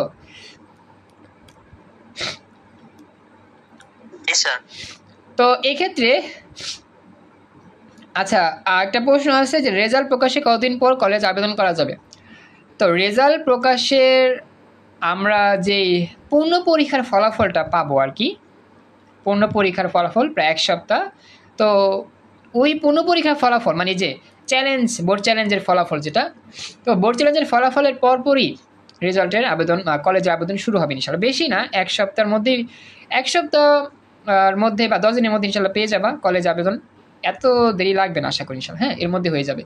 তো এখন কথা হচ্ছে গিয়ে, সাপোজ মনে করো যে নটরডেম কলেজ, হোলি ক্রস, বিকাউন্নেসা, যে সকল কলেজগুলোর নাম করা বা অনেকটা হাই লেভেলের কলেজ, যে সকল কলেজে অনেক স্বপ্ন থাকে, তো এই সকল কলেজে কিন্তু জীবনও রেজাল্ট দেখবে না তারা। তবে হ্যাঁ, রেজাল্ট দেখবে কেন, ওই রেজাল্টটা দিয়ে তুমি আবেদন করতে পারবে কিনা। সাপোজ নটরডেম কলেজে তুমি পরীক্ষা দিবা, তুমি পাইছো 4 পয়েন্ট বা 3 পয়েন্ট, তখন কি তোমাকে আবেদন করতে দিবে না। নটরডেম কলেজে ভর্তি পরীক্ষা অংশগ্রহণ করার জন্য কিন্তু অবশ্যই মাস্ট বি 5 লাগবেই, অর্থাৎ তোমার A+ থাকা লাগবে। এরপর তুমি আবেদন করবা, ফর্ম নিবা, ভর্তি পরীক্ষা অংশগ্রহণ করবা, দেন যদি তুমি চান্স পাও সেক্ষেত্রে তোমার কলেজ কর্তৃপক্ষ তোমাকে ভর্তি নিবে। তুমি পরীক্ষা দিয়েছো নটরডেমে, হ্যাঁ বলো। আর নটরডেমের জন্য যদি ধরেন যে 5 পাইলো একজনে, কিন্তু তার হায়ার মেতে আবার A+ নাই, তাহলে কি হবে না? আচ্ছা, এই বিষয়টা সাপোজ নটরডেমে আবেদন করছে 5, হায়ার মেতে A+ নাই। এখন কথা হচ্ছে এই বিষয়টা আমার পুরোপুরি এখন ক্লিয়ার না। যতটুকু আমি জানি যে A+ পাইলেই আবেদন করা যায় এবং ভর্তি পরীক্ষা অংশগ্রহণ করা যায়, কিন্তু এই যে হায়ার মেতে A+ পাইলো না, বায়োলজিতে A+ পেলো না, এই বিষয় নিয়ে আমার তেমন ধারণা নাই, সার্কুলার দেখে বলতে হবে। তো যতটুকু জানি অতটুকুই বললাম আর কি। তারপর আমি ঘাটাঘাটি করে দেখবো যে আসলে সার্কুলারের মধ্যে কি লেখা আছে কিনা যে হায়ার মেতে এত পাইতেই হবে, আদারওয়াইজ পরীক্ষা দিতে পারবে না। এটা আমি দেখে তেমন জানাতে পারবো, ঠিক আছে? আচ্ছা স্যার, তাহলে গ্রুপে বলে দিন। আচ্ছা, থ্যাংক ইউ, বলছো, খুশি হলাম। তো আরেকটা বিষয় সেটা হচ্ছে কি তোমার এই যে আমরা ভর্তি পরীক্ষার যে অংশগ্রহণ করব, তো ভর্তি পরীক্ষায় অনেকেই ভর্তি পরীক্ষা অংশগ্রহণ করার জন্য ভর্তি পরীক্ষার প্রিপারেশন নিচ্ছি, কলেজে ভর্তি পরীক্ষা। তো এটা ভর্তি পরীক্ষা অংশগ্রহণ করলাম, সাপোজ ভর্তি পরীক্ষা আমি চান্স পাইলাম না, মনে করো ভর্তি পরীক্ষা চান্স পাইলাম না, সেক্ষেত্রে আমার করণীয় কি? আমার করণীয় হচ্ছে আমি ওই যে রেজাল্টের মাধ্যমে ভর্তি হয়ে যাব। যে কয়টা কলেজে ভর্তি পরীক্ষা দেওয়ার ইচ্ছা আছে, যদি চান্স না হয় সেক্ষেত্রে মন খারাপের কারণ নাই, আমরা কি করব, রেজাল্টের ভিত্তিতে যে কলেজগুলো আছে সেগুলো ভর্তি হওয়ার চেষ্টা করবো ইনশাল্লাহ। আর এখানে যে গুরুত্বপূর্ণ কথা সেটা হচ্ছে আমরা সবসময় চেষ্টা করব সরকারি কলেজে ভর্তি হওয়ার জন্য। আমি নিজে একটা সরকারি কলেজের স্টুডেন্ট, সেক্ষেত্রে সরকারি কলেজের যে ফ্যাসিলিটি সেটা আমি প্রত্যক্ষ ফেস করছি। কারণ প্রত্যেকটা সরকারি কলেজে কিন্তু যে শিক্ষক শিক্ষিকা তারা কিন্তু সেই লেভেলের জিনিয়াস বা সেই লেভেলের এক একটা আইকন, যারা এমনভাবে আমাদেরকে উপস্থাপন করে লেখাপড়াগুলোকে, বাস্তবিক এক্সপিরিয়েন্সগুলোকে, যেটা আসলে অন্য কলেজে পাওয়া যায় না, সাধারণ কলেজে কিন্তু ভালো ভালো প্রাইভেট কলেজে পাওয়া যায়, যার মধ্যে নটরডেম আছে এবং ভালো ভালো কলেজ আছে সেগুলো। তো নটরডেম কলেজ কিন্তু সরকারি কলেজ না, এটা পুরোপুরি বেসরকারি কলেজ। তো তারপরও দেখা যায় নটরডেম কলেজের যেই শিক্ষক শিক্ষিকা পড়ায় তারা কিন্তু দেখা যায় বিসিএস ক্যাডার যারা আছে তাদের মতোই এত হাই প্রফেশনাল। তো এখন কথা হচ্ছে যে আমাদের সরকারি কলেজ আর একটা নর্মাল প্রাইভেট কলেজের মধ্যে পার্থক্য হচ্ছে পড়ার প্রেশার এবং হচ্ছে সাজিয়ে গুছিয়ে উপস্থাপন করা এবং এক্সট্রা চাপ দেওয়া না দেওয়া, এই বিষয়গুলো। তো এই বিষয়গুলো যদি বুঝায় বলতে যাই আমাদের তো সময় অনেক লং যাবে। তারপর একটু আজকে প্রাথমিক ধারণা দিই, তোমরা একটু মনে রাখবা। আরেকটা বিষয় খেয়াল রাখবা যে রেজাল্ট এর পর যে আমরা কলেজে ভর্তি হওয়ার চেষ্টা করব, সেক্ষেত্রে আমরা চেষ্টা করব আমার এই এলাকার আশেপাশে যে কলেজ আছে সেগুলোতে আগে সিলেক্ট করতে। তুমি এক এলাকায় থাকো, অন্য এলাকায় বহু দূরের এলাকায় একটা কলেজ চয়েস দিয়েছো, যদি তোমার ওই কলেজে সিট পড়ে যায় তখন তোমাকে ওই কলেজে ভর্তি হতে হবে। তো তোমার কিন্তু বাসা থেকে যাতায়াতে একটা প্রচুর সমস্যা হবে। তো বাসা থেকে যাতায়াতে যদি সমস্যা হয় সেক্ষেত্রে কিন্তু তোমার অনেক কষ্ট হবে এই 2 বছর কলেজ জার্নি মেনটেন করে তোমার পড়াশোনা করতে। তো আমি ক্লাসের এই মুহূর্তটা একটু রেকর্ড সেভ করতেছি, রেকর্ডটা সেভ যদি না হয় জন্য এটা আমি রেকর্ড সেভ করলাম, একটু ওয়েট করো। আসসালামু আলাইকুম বাচ্চারা, আমরা যেখানে ছিলাম আমরা আলোচনা করতেছিলাম আমাদের রেজাল্ট নিয়ে এবং কলেজের একটা স্পেশাল পরামর্শ নিয়ে। তো আমরা যেখানে আলোচনায় বলতেছিলাম যে আমরা প্রাথমিকভাবে চেষ্টা করব যে রেজাল্ট পাওয়ার পর আমাদের যখন আবেদনটা হবে এসএসসি রেজাল্টের ভিত্তিতে যে আমরা কলেজগুলো বাছাই করব, আমরা চেষ্টা করব আমাদের এলাকায় যে কলেজগুলো আছে বা আশেপাশে যে কলেজগুলো আছে সেই কলেজগুলোতে সিলেক্ট করা। আর একটা বিষয় খেয়াল রাখবে, এখানে আমরা বেসরকারি কলেজগুলোর যে চয়েস সেটা আমি লাস্টে দিব। আমাদের কলেজ চয়েসে মোটামুটি 10টা অপশন থাকে, এখন হয়তো বা 5টা অপশন করছে, 10টা কলেজ একজন চয়েস করতে পারে। এটা যখন আবেদন করবা তখন তুমি আবেদনের লিস্টে দেখতে পাবা যে কয়টি কলেজ তুমি আবেদন করতে পারবে। কোনো সময় দেখা যায় 10টাও পারা যায়, কোনো সময় 5টাও পারা যায়, এটা ভ্যারি করে এক বছর। তো এখন কথা হচ্ছে মনে করো যে তুমি 5টা কলেজ, সাপোজ 5টি কলেজ কি করবা, আবেদন করতে পারবা, যে কোনো 5টি কলেজ সিলেক্ট করতে পারবা ভর্তি হওয়ার জন্য। এখন কথা হচ্ছে যেই 5টি কলেজ তুমি সিলেক্ট করলা সেই 5টি কলেজের মধ্যে চেষ্টা করবা কমপক্ষে 3টি কলেজ সরকারি দেওয়ার জন্য আর বাকি 2টা কলেজ বেসরকারি দেওয়ার জন্য। আর যদি এরকম হয় সবগুলো কলেজই সরকারি দেওয়া যাবে সেক্ষেত্রে সবগুলোই সরকারি দিবা। তবে এক্ষেত্রে খেয়াল রাখতে হবে যাতে তোমার বাসা থেকে ওই কলেজগুলো কাছাকাছি থাকে। আসলে আমাদের যে সমস্যাটা হয় ইন্টারভিউ ওঠার ক্ষেত্রে, আমরা আসলে দেখা যায় সরকারি কলেজে চান্স পেতে গিয়ে বা সরকারি কলেজে ভর্তি হতে গিয়ে আমাদের ফ্যামিলি থেকে আমরা দূরে সরে যাই, অর্থাৎ আমাদের আসলে বাসা থেকে আশেপাশে সরকারি কলেজ না থাকাতে অনেক দূরে গিয়ে থাকতে হয় হোস্টেলে, কলেজের হোস্টেলে অথবা মেস ভাড়া করে থাকতে হয়, দেন পড়ালেখা করতে হয় ইন্টারে 2টা বছর। তারপরও দেখা যাবে সেক্ষেত্রে চ্যালেঞ্জ মোকাবেলা করতে হবে।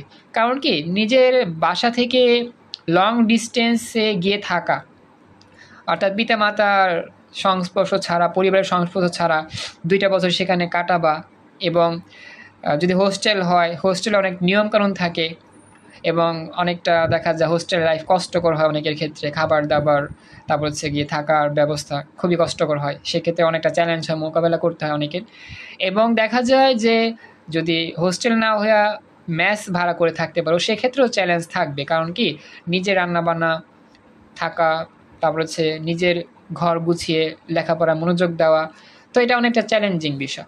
তো যদি এরকম হয় যে হ্যাঁ তোমাদের এই এলাকার আশেপাশেই সরকারি কলেজ আছে, তো আল্লাহ নাম নিয়ে শুরু করবা, সেই কলেজ সিলেক্ট করবা।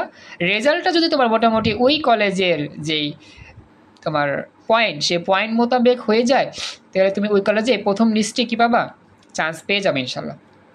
তো এখন কথা হচ্ছে যে স্যার তাহলে আপনি বলতেছেন যে সরকারি কলেজে আমি চয়েস করব। অবশ্যই সরকারি কলেজে তুমি আগে চয়েস করবা। এখন আমি তোমার উপকারটা বলি। সরকারি কলেজের উপকারটা হচ্ছে তুমি যেই শিক্ষক শিক্ষিকাদের ক্লাসগুলো পাবা তারা প্রত্যেকজন বিসিএস ক্যাডার থাকবে। আমি আরও বলতেছি প্রত্যেকটা শিক্ষক শিক্ষিকা থাকবে বিসিএস ক্যাডার, এবং ক্লাস যে হবে তাদের এক একটা ক্লাস মনে হবে তোমার এক একটা মুহূর্ত মনে হচ্ছে যে ঈদ ঈদ কাটতেছে, এমন একটা মুহূর্ত ফিল হবে। তবে সকল সরকারি কলেজের সিস্টেমে ক্লাস কীরকম হয় সেটা আমি জানি না, কিন্তু আমার যে কলেজ ছিল, আমি তো ছিলাম নারায়ণগঞ্জ জেলার, তো আমার বলতে গেলে বাসার সাথেই কলেজ। আমাদের বাসা থেকে কলেজে যেতে হেঁটে যেতে কমপক্ষে 6 থেকে 7 মিনিট লাগতো, আর রিক্সা উঠলে তো 2-3 মিনিটের মধ্যে পৌঁছাতে পারতাম। মানে একবারে কাছাকাছি ছিল আমাদের এলাকার মধ্যেই সরকারি কলেজ।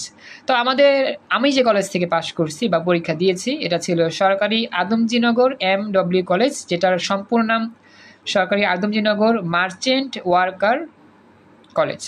তো এই কলেজটা ছিল সরকারি বিধায় এই কলেজটার যে ফ্যাসিলিটি ছিল, ক্লাসের পরিবেশ, তারপর হচ্ছে কলেজের পরিবেশ, সবই ছিল একবারে ওয়াও, মানে দেখার মতো। আমরা যখন ক্লাসগুলো করতাম, আমাদের সবাই যখন ক্লাসগুলো হইতো, স্যার বলো বা ম্যাম বলো, তারা এমনভাবে আমাদের ক্লাসগুলো করাইতো। আমি তো সায়েন্স ব্যাকগ্রাউন্ডে ছিলাম, তো ক্লাসগুলো আমাদের কাছে মনে হইতো যে আমরা এক একটা গবেষণাগারের মধ্যে আছি। সিরিয়াসলি বলতেছি, এমন এমন ক্লাস আমরা করেছি, স্যার ম্যাডামরা মনে হচ্ছে গবেষক আর আমরা হচ্ছি তাদের শিক্ষার্থী। আর ক্লাসরুমের পরিবেশটা মনে হচ্ছে যে গবেষণাগার। ল্যাব ক্লাস বলো, তারপর হচ্ছে মেন ক্লাস বলো, এবং আমাদের ক্লাসের যে শিক্ষার্থী আমরা ছিলাম, ফ্রেন্ড সার্কেল, আমরাও কিন্তু মোটামুটি অনেকটা হেল্পফুল ছিলাম। ক্লাসের মধ্যে তেমন বিশৃঙ্খলা করা বা অনৈতিক কোনো কাজ করা বা এমন কোনো আচরণ আমরা কখনো করি নাই। তো আসলে দেখা যায় কি, যখন তুমি একটা ভালো কলেজে তুমি ভর্তি হবা, তো ওই কলেজের পরিবেশটা তোমাকে যদি মানানসই হয় তোমার মতে, বা ফ্রেন্ড সার্কেল যদি ভালো পাও, তাহলে কলেজ 2 বছর পড়েও তোমার শান্তি, লেখাপড়াও অনেক ভালো প্রভাব পড়বে ইনশাল্লাহ। তো এক্ষেত্রে একটা গুরুত্বপূর্ণ কথা মনে পড়ছে, সেই বিষয়টা হচ্ছে আমাদের ক্লাসে রোকসানা জয়েন করছো, থ্যাংক ইউ। তো বিষয়টা হচ্ছে যে যখন তুমি কলেজে ভর্তি হতে যাবা, অবশ্যই সেই কলেজের পরিবেশ সম্পর্কে তোমাকে ধারণা রাখতে হবে। তো এটা কীরকমভাবে পারবা, তুমি সাপোজ একটা সরকারি কলেজ চাচ্ছ, এই কলেজে ভর্তি হবা, ওই কলেজের যেই সিনিয়র ভাইয়া বা আপু থাকবে তাদের সাথে একটু কথা বলবা যে আপনাদের কলেজে তো আমি চাচ্ছিলাম ভর্তি হতে, এখন এই কলেজের ক্লাসগুলো কীরকম হয়, এই কলেজের পরিবেশটা কীরকম আমাদের একটু বুঝায় বলেন, বা স্যার ম্যাডামরা কেমন আচরণ করে, কীরকম লেখাপড়ার প্রেশার দেয়, সেটা আমাদেরকে একটু বুঝায় বলেন। তো এই কথাটা সবাইকে কিন্তু পরীক্ষার রেজাল্ট পাওয়ার পরই, কলেজ যখন তুমি সিলেক্ট করবা, সাপোজ আগামীকাল পরীক্ষার রেজাল্ট পাওয়ার পর পরশু দিন থেকে তুমি খোঁজ খবর নিবা যে কোন কলেজটা ভালো, কোন কলেজে ভালো ক্লাস হয়, কোন কলেজে ভালো লেখাপড়া মান উন্নয়ন হয় বা লেখাপড়া মানসম্মত, কোন কলেজটা পচা, কোন কলেজটা সামনে, কোন কলেজটা পিছনে, এগুলো খোঁজা শুরু করবা। আমি কি যা বলছি বুঝতে পারছো?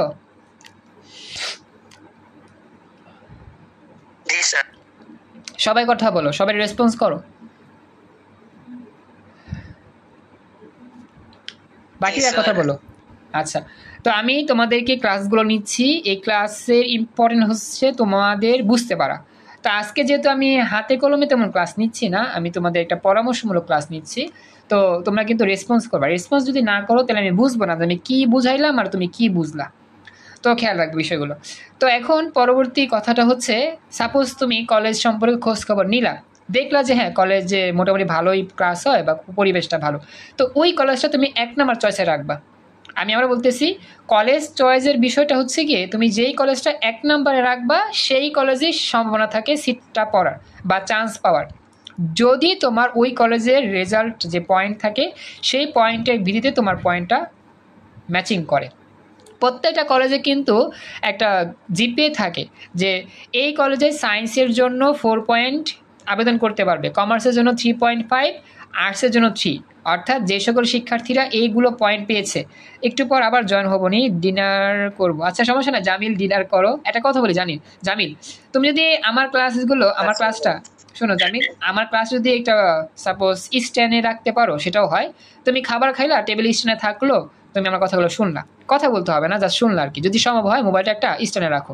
আমার তো এরকম একটা ইয়ে আছে, যে এরকম মোবাইল স্ট্যান্ড আছে না, যে এগুলো থাকে, তো তুমি এখানে রাখা তুমি শুনলা আর কি, ঠিক আছে? আচ্ছা কথা বলতে হবে না, তুমি খাবার খাও, তুমি খাবার খাও আর আমার কথাগুলো শোনো, কারণ আমাদের তো আরও আলোচনা আছে। আচ্ছা ধন্যবাদ, খুশি হলাম বলছো। তো এখন যে বিষয়টা নিয়ে আলোচনা করতেছিলাম, আমাদের আজকে কিন্তু সব আলোচনা শেষ এরকম না, আমাদের মেইন আলোচনা হচ্ছে আল্লাহর মতে আগামীকাল। কারণ কি জানি রেজাল্ট নিয়ে অনেকের মধ্যে মিশ্র প্রতিক্রিয়া থাকবেই, বা অনেকের মন ভালো থাকবে, অনেকের মন খারাপও থাকবে, এটা স্বাভাবিক। তো এটা নিয়ে আমাদের মূল ক্লাস আকর্ষণ আগামীকাল ইনশাল্লাহ।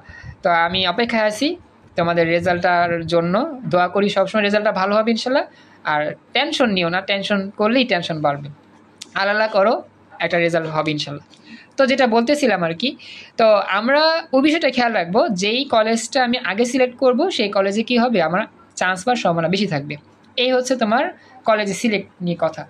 এখন কথা হচ্ছে যে তুমি যদি এরকম হয় তোমার আশেপাশে কোনো সরকারি কলেজই নাই, দেন তুমি তখন কি করবা? তখন তোমাকে আরেকটু কষ্ট করে খোঁজ খবর নিতে হবে বেসরকারি কলেজগুলো কোথায় কোথায় আছে। তো এখানে তোমাদের একটা বিষয় বুঝায় বলি, বিষয়টা হচ্ছে তুমি যদি দেখো যে তোমার এলাকার আশেপাশেই সরকারি কলেজও আছে, বেসরকারি কলেজও আছে। এখন যদি এরকম হয় যে তুমি চাচ্ছ তোমার বাসা থেকে অনেক দূরে গিয়ে ভর্তি হইতে, কারণ তোমার কলেজের মানে মানে এলাকার আশেপাশের কলেজে তোমার পড়তে মনে চায় না, যদি এরকম হয় তোমার আশেপাশের সরকারি কলেজও আছে, বেসরকারি কলেজও আছে, কিন্তু তোমার পড়তে মনে চায় না, তোমার পড়তে মনে চায় দূরের কলেজে। তো এখানে সবচেয়ে বেশি তুমি ভুলটা করবা কি জানো, তুমি বুঝবা না যে তুমি যে দূরে কলেজে ভর্তি হতে যাইতেছো, তোমার ওই কলেজটা সুন্দর লাগছে দেখা, ওই কলেজের পরিবেশটা ভালো, ওই কলেজের এমন একটা বিষয় দেখছো বা খেয়াল করছো, বা ওই কলেজ সম্পর্কে এমন কিছু শুনছো যেটার কারণে ওই কলেজটা ছাড়া তোমার জীবন চলতোই না, এরকম যদি মনে হয় তাহলে তোমার কি ক্ষতিটা হবে? তোমার বাসার আশেপাশে সরকারি কলেজ থাকা সত্ত্বেও, বেসরকারি কলেজ থাকা সত্ত্বেও তুমি যদি ওই কলেজে ভর্তি হও, তাহলে দেখা যাবে তুমি যে যাতায়াত করবা না, এই যাতায়াত করাটাই তোমার সবচেয়ে বড় বৃথা, বা যাতায়াতের জন্য তোমার সবচেয়ে সময়টা বেশি ক্ষতি হবে বা টাইম ওয়েস্ট হবে। কেন এই কথাগুলো বলতেছি? কারণ কি তুমি যখন কলেজে যাবা, সাপোজ কলেজ তোমার এখান থেকে বাসা থেকে গাড়িতে করে যেতে লাগে 1 ঘন্টা। সাপোজ কলেজ শুরু হবে সকাল 7টায়, সরি 8টায় শুরু হবে মনে করো। এখন কথা হচ্ছে সকাল 8টায় যদি ক্লাস শুরু হয়, তোমাকে কমপক্ষে 1.5 থেকে 2 ঘন্টা আগে উঠতে হবে। এখন যদিও 8টায় শুরু হয় না, মনে করি সকল কলেজ মোটামুটি 9টা থেকে শুরু হয়, 9টা থেকে মোটামুটি কলেজ শুরু হয়, যদিও 9টা কলেজে ধরলাম যে 9টা বাজে কলেজ শুরু হচ্ছে, তোমার 1 ঘন্টা লাগবে যাতায়াত করতে, কলেজে যাইতেই লাগবে 1 ঘন্টা, তাও বাস দিয়া। এখন তোমাকে উঠতে হবে সকাল 7টায়। তো সকাল 7টায় ঘুম থেকে উঠে ফ্রেশ হয়ে খাবার দাবার খেয়ে রেডি হয়ে কলেজের জন্য তৈরি হয়ে এই যে যাবা কলেজে, কলেজে 1 ঘন্টা তুমি করলা, সাপোজ 1 ঘন্টা বাস দিয়ে গেলা এবং ক্লাস করে দেন আবার আসলা, আস্তে আস্তে আবার দুপুর হয়ে যাবে বা বিকালও হয়ে যেতে পারে। এখন কথা হচ্ছে তুমি যদি এই যে যাতায়াতটা করো, এত লং ডিস্টেন্স যাতায়াত করে যাও আবার আসো, প্রত্যেক দিন এই কাজগুলো যদি করো, প্রাথমিকভাবে কয়েকদিন তোমার কাছে তেমন কোনো সমস্যা লাগবে না। প্রথম ভালো লাগবে, কারণ কলেজের আবহাওয়া, এই যে আমার বোনও বলতেছে তো কলেজের আবহাওয়াটা প্রথম প্রথম অনেক চাঙ্গা লাগবে, উড়ু উড়ু ভাব লাগবে, নতুন নতুন কলেজ, ফ্রেন্ড সার্কেল, অনেক ছেলেরা আছে, অনেক মেয়েরা আছে, মানে প্রথম প্রথম অনেক মানে ভালো লাগবে। কিন্তু পরবর্তীতে যখন তুমি 1 মাস লং দেখবা, টানা যাইতে হচ্ছে রেগুলার, প্রচুর পরিমাণে তোমার জার্নি করতে হয়, প্রচুর পরিমাণে তোমার পরিশ্রম করতে হয়, এত দূর যাওয়া আসায় একটা ক্লান্তি অনুভব হবে। তো দেখা যাবে কি তুমি যে এই যে জার্নি করতেছো, এই জার্নি করার কারণে তুমি যখন কলেজ থেকে বাসায় আসবা, তোমার আসলে ফুল অ্যাটেন্ডেন্স আর লেখাপড়ার মধ্যে থাকবে না। কেন থাকবে না? তুমি তখন ক্লান্ত থাকবা প্রচণ্ড। কারণ কি প্রত্যেক দিন কলেজে যাওয়ার পরে কিন্তু একটা করে ল্যাব ক্লাস থাকে, ল্যাব ক্লাস থাকবে, ক্লাস থাকবে, আবার হচ্ছে যাতায়াতের একটা একটা জার্নি। এই এত প্রেশারের পর যখন তুমি বাসায় আসবা বিকালে, তখন তোমার মন চাবে একটু ঘুমাই। সাপোজ বাসায় 5টা বাজে আসলা, তখন তুমি এসে তো মনে করো যে আবার যদি তোমার কোচিং থাকে অফলাইনে, তখন বাসায় 5টা বাজে তো আসতে পারবা না, বা আসলাও ঠিক আছে, আসার পর কোচিংয়ে গেলা 5টা বাজে কোচিং শুরু হইলো বা 6টা দিয়ে শুরু হইলো, কোচিংয়ে 2-3 ঘন্টা ক্লাস করার পর যখন আমি রাতে বাসায় আসবা, তখন দেখবা কি তোমার আর শরীর চলে না, তোমার কিন্তু আর লেখাপড়া করতেই মন চাবে না, তখন মন চাবে একটু ঘুমাই। তো এই যে ঘুম দিছো, এই ঘুমটাকে দেখা যায় সর্বোচ্চ যদি পড়তে পারো 10টা বা 11টাই, বেশি না। কিন্তু দেখা যায় যে 10টা 11টা পড়ো, তাও দেখা যায় কিন্তু তোমার অনেক ক্লান্ত শরীর নিয়ে পড়তে হচ্ছে, কারণ তুমি প্রচুর প্রেশারে ছিলা সারাদিন। এই কলেজের প্রেশার, কোচিংয়ে পড়া, বাসায় আসা, খাওয়া দাওয়া করে তারপরে বিশ্রাম যে নিব সেই সময়টাও নয়, আবার পড়তে বসা, এরপরে রাত বেজে গেল 11টা, এখন তুমি ক্লান্ত শরীরে এই কাজগুলো যে করতেছো, না তোমার পড়ালেখায় মন বসবে, না তোমার কাছে ভালো লাগবে। এটা হয়তো বা প্রাথমিকভাবে কয়েকদিন ভালো লাগবে, কিন্তু পরবর্তীতে যখন এটা লং টাইম করতে হবে, তখন কিন্তু তোমার এটা আর প্রেশার নিতে পারা যাবে না, বা অনেকটা কষ্ট হবে। কারণ আমরা তো কলেজের লাইফটা পার করছি, আমরা জানি কলেজে প্রত্যেক দিন ক্লাস করে এসে, কোচিং করে এসে, বাসায় এসে নিজে ফ্রেশ হয়ে নিজের পড়া আবার হচ্ছে গিয়ে গুছিয়ে আগামীকালের জন্য তৈরি হয়, এটা যে কতটা চ্যালেঞ্জের মধ্যে পড়তে হয়, এটা আমরা যেহেতু পড়ছি আমরা জানি। তো এখন তোমাদের এই বিষয়টা আগেই বলে দিলাম, তো তোমরা এই বিষয়টা খেয়াল রাখবা। এই যে তুমি যে 2 ঘন্টা সময় ব্যয় করতেছো, 2 ঘন্টা তো না, অনেক সময় দেখা যায় জ্যামে পড়লে তো 3 ঘন্টা পার হয়ে যায়। তা প্রত্যেক দিন তোমার যাতায়াতের জন্য 3 ঘন্টা সময় চলে গেল। এখন যদি এরকম হয়, এই 3টা ঘন্টা যাতায়াত না করে এই 3 ঘন্টার মধ্যে সাপোজ 2 ঘন্টা হলে তুমি নিজে পড়তে পারতা, যদি তোমার আশেপাশে কলেজটা থাকতো, তাহলে কিন্তু সময়টা তোমার বাঁচে যেত। প্রত্যেক দিন কমপক্ষে 3 ঘন্টা সময় তোমার লাগে কলেজ যাতায়াত করতে। এই 3 ঘন্টার সময় যদি তুমি ওয়েস্ট না করতা, আশেপাশে কলেজে ভর্তি হইতা, হোক সেটা সরকারি বা বেসরকারি, তাহলে কিন্তু তোমার টাইম সেভ হইতো। 3 ঘন্টার জায়গায় 2 ঘন্টাও নিজেকে সময় দিতে পড়তে পারতা, বা এতটা ক্লান্ত হইতো না, সময়টা সেভ হইতো, বা পরে একটা সুযোগ পাইতা। কথা কি বুঝতে পারছো যা বলছি? একটু আমাকে জানাইও। আমি তো অনেকক্ষণ যাবৎ কথাই বললাম, তোমরা একটু কথা বলো, এখন বুঝতে পারলা কিরকম? একটু ভয়েস অন করো যারা পারবা, একটু ভয়েসে কথা বলো। হ্যাঁ, বুঝতে পারছি। তোমরা কি ক্লান্ত হয়ে গেছো কথা শুনতে শুনতে, নাকি মন খারাপ, কোনটা? আরে কথা তো আমি বলতেছি, কথা তো তোমরা বলতেছো না। টেনশন তো থাকবে, আমি জানি, বলছিলাম টেনশন নিয়েই থাকো, সমস্যা নেই। তো আমি তো কথা বলতেছি, আমার কথাটাই তোমরা যা শুনবা। হ্যাঁ, টেনশন থাকুক, তোমরা যা শুনো কথাগুলো কি বলতেছি, বাস্তবিক কথাই বললাম। তো এটাই আর কি বিষয়, চেষ্টা করবা যাতে করে তোমার কাছাকাছি কোনো কলেজে ভর্তি হওয়া যায়। তো এখন এটা আলোচনা গেল, এখন কথা হচ্ছে বেসরকারি কলেজের বিষয়টা নিয়ে একটু কথা বলি। সাপোজ তোমার আশেপাশে কোনো সরকারি কলেজই নাই, সব বেসরকারি কলেজ। এখন তোমার করণীয় হচ্ছে তুমি সর্বোচ্চ চেষ্টা করবা ওই বেসরকারি কলেজের বড় ভাইয়া বা আপুর সাথে যোগাযোগ করতে ইমিডিয়েটলি। কারণ কি, বেসরকারি কলেজে ভর্তি হইলে কি কি জিনিসটা হয়, সকল বেসরকারি কলেজের ফ্যাসিলিটি একরকম না। আমি বিষয়টা বলতেছি, বেসরকারি কলেজে ভর্তি হইলে প্রথমত তোমার চাপ থাকবে, প্রচুর চাপ। কীরকম চাপ? প্রত্যেক দিন কলেজে যেতে হবে, প্রত্যেক দিন কলেজে পড়া পড়তে হবে, অ্যাসাইনমেন্ট করতে হবে, ক্লাস বন্ধ দিলে জরিমানা আছে। মানে তোমার 2টা বছর এমনভাবে তোমাকে টাইট দিবে, তুমি এই টাইটের ঠেলাই এগুলো যেতে পারবে না, ওইগুলো যেতে পারবে না, মাঝখানে পড়ে থাকবা। সিএসসি বলতেছি, প্রাইভেট কলেজের প্রচুর চাপ। আরে কারেন্ট চলে গেছে। আচ্ছা বলি, প্রাইভেট কলেজে রেকর্ড চলতেছে দেখে নিও, প্রাইভেট কলেজে প্রচুর চাপ। তো এই চাপ কিন্তু সরকারি কলেজে নাই, তেমন একটা নাই, বা বলতে গেলে নাইও তেমন। আমি পড়ছি সরকারি কলেজে, তো আমি জিনিসটা জানি। তাই কথা হচ্ছে যে প্রাইভেট কলেজে যে চাপটা দিবে তোমাকে, সেই চাপটা সামলাতে গিয়েই দেখা যাবে হয়তো বা তোমার যেই ফোকাস ওইতে লেখাপড়ার কথা ছিল, তুমি ওরকম ফোকাস হইতে পড়তে পারবে না। কারণ কি, কলেজের পড়ার চাপে, কলেজের পড়া দেওয়ার চাপে, অ্যাসাইনমেন্টের চাপে তুমি ওগুলো পড়তে পড়তেই সময় চলে যাবে, অন্য কোনো পড়া নিজেই গুছায় পড়তে পারবে না। এটা প্রত্যেকটা প্রাইভেট কলেজের জন্য সেম না। কিছু কিছু প্রাইভেট কলেজ আছে এমনভাবে প্রেশার দিয়ে বাচ্চাদেরকে পড়ায় যাতে করে কলেজের পড়াটা না পড়লে ওদের ওই দিনটাই পুরো একবারে নার্ভাস ইয়া যায়, মানে ওই দিনটা এবারে কি একটা হয়ে যায়, কলেজে পড়া না পড়লে ওই দিনটাই শেষ।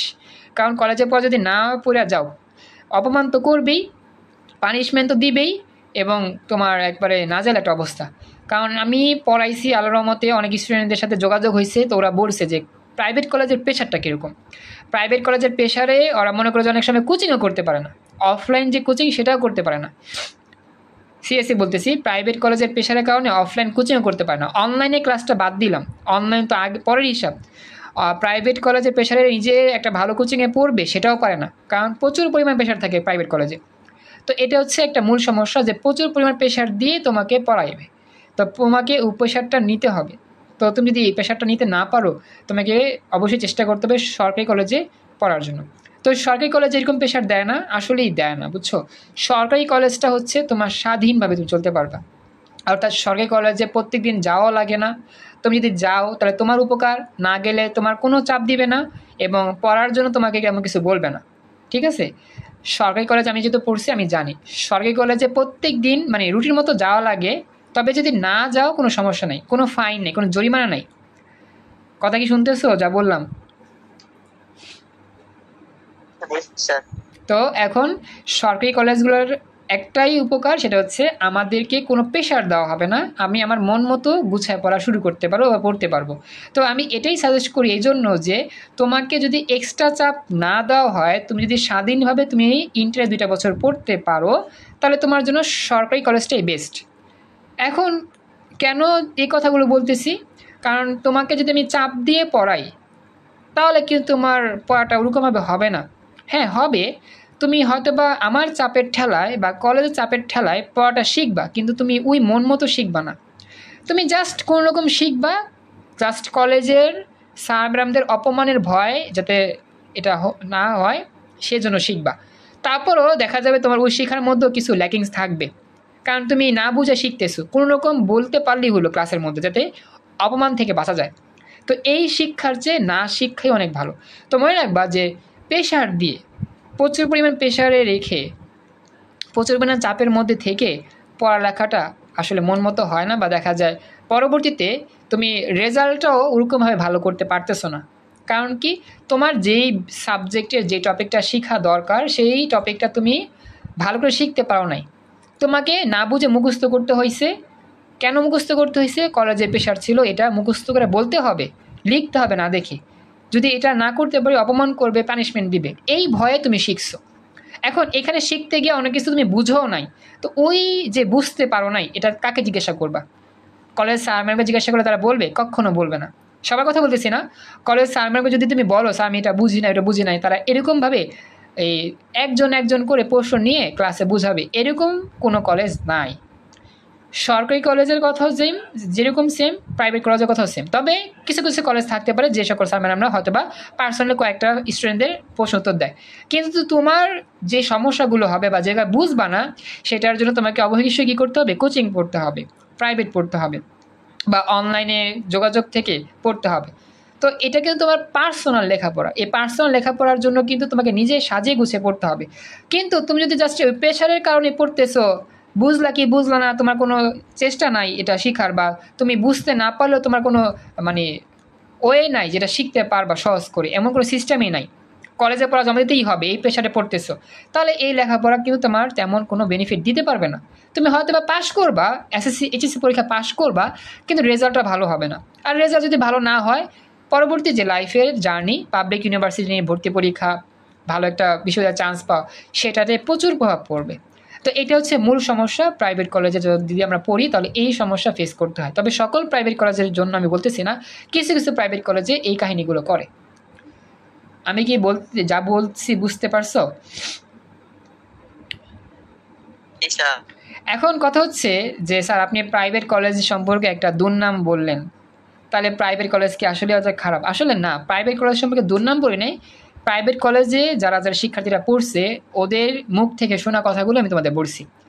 এখন এই যে আমাদের যে শ্রেষ্ঠ কলেজ বলা হয় বাংলাদেশের নটরডেম কলেজ, তো এই নটরডেম কলেজে তো চাপ আছে, হ্যাঁ অবশ্যই আছে, কিন্তু নটরডেম কলেজের এরিয়া বা পরিবেশ তুমি বাংলাদেশের অন্য কোনো কলেজে পাবা না। নটরডেম কলেজে প্রতি সপ্তাহে কুইজ হয়, পরীক্ষা হয়, ক্লাস টেস্ট, এটা সেটা প্রচুর চাপ। কিন্তু আমার কথা হচ্ছে নটরডেম কলেজের যেই চাপ বা যে প্রেশার, যেই পরিবেশ, সেই পরিবেশ যদি বাংলাদেশের প্রত্যেকটা কলেজ থাকতো, বেসরকারি কলেজে থাকতো, তাহলে বলতাম যে সরকারি কলেজে না পড়ে বেসরকারি কলেজেই পড়ো। কারণ কি নটরডেম কলেজের যে পরিবেশ, যে ফ্যাসিলিটি, যেই কম্পিটিশন, সেটা বাংলাদেশের অন্য কোনো কলেজে পাওয়া যায় না। কারণ নটরডেম কলেজের পরিবেশটা হচ্ছে বুয়েট, মেডিকেল, ঢাকা বিশ্ববিদ্যালয়, এরকম স্টুডেন্টদের এক একটা প্রাণকেন্দ্র কলেজ। আমার কথা কি বুঝছো?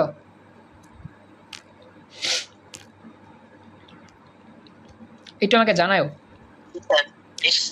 তো নটরডেম কলেজ থেকে যারা লেখাপড়া করে তারা কিন্তু ফিল পায় যে আমরা এক একজন পাবলিকিয়ান, কারণ তাদেরকে ওরকমভাবে তৈরি করে দেওয়া হয়। কারণ কি এই কলেজের পরিবেশ এবং হচ্ছে স্যার শিক্ষকদের সম্পর্ক, শিক্ষার্থী স্যারদের সম্পর্ক এবং এত কেয়ার, এগুলো অন্য কলেজে এত কেয়ার করেও না। তবে এটা ঠিক যে যে সকল কলেজের ফ্যাসিলিটি আছে নটরডেম কলেজের মতো, সেই সকল কলেজে অবশ্যই করে। তো আমি বললাম আর কি, যে প্রাইভেট কলেজ যেগুলো হচ্ছে নর্মাল প্রাইভেট কলেজ, যেগুলোতে জাস্ট টাকা নিয়ে খেলা হয়, সত্যি কথা বলতেছি, প্রাইভেট কলেজে মূলত কি হয়, টাকা নিয়ে খেলা হয় বেশি। সবার কথা বললাম না, এটা মাইন্ড করো না।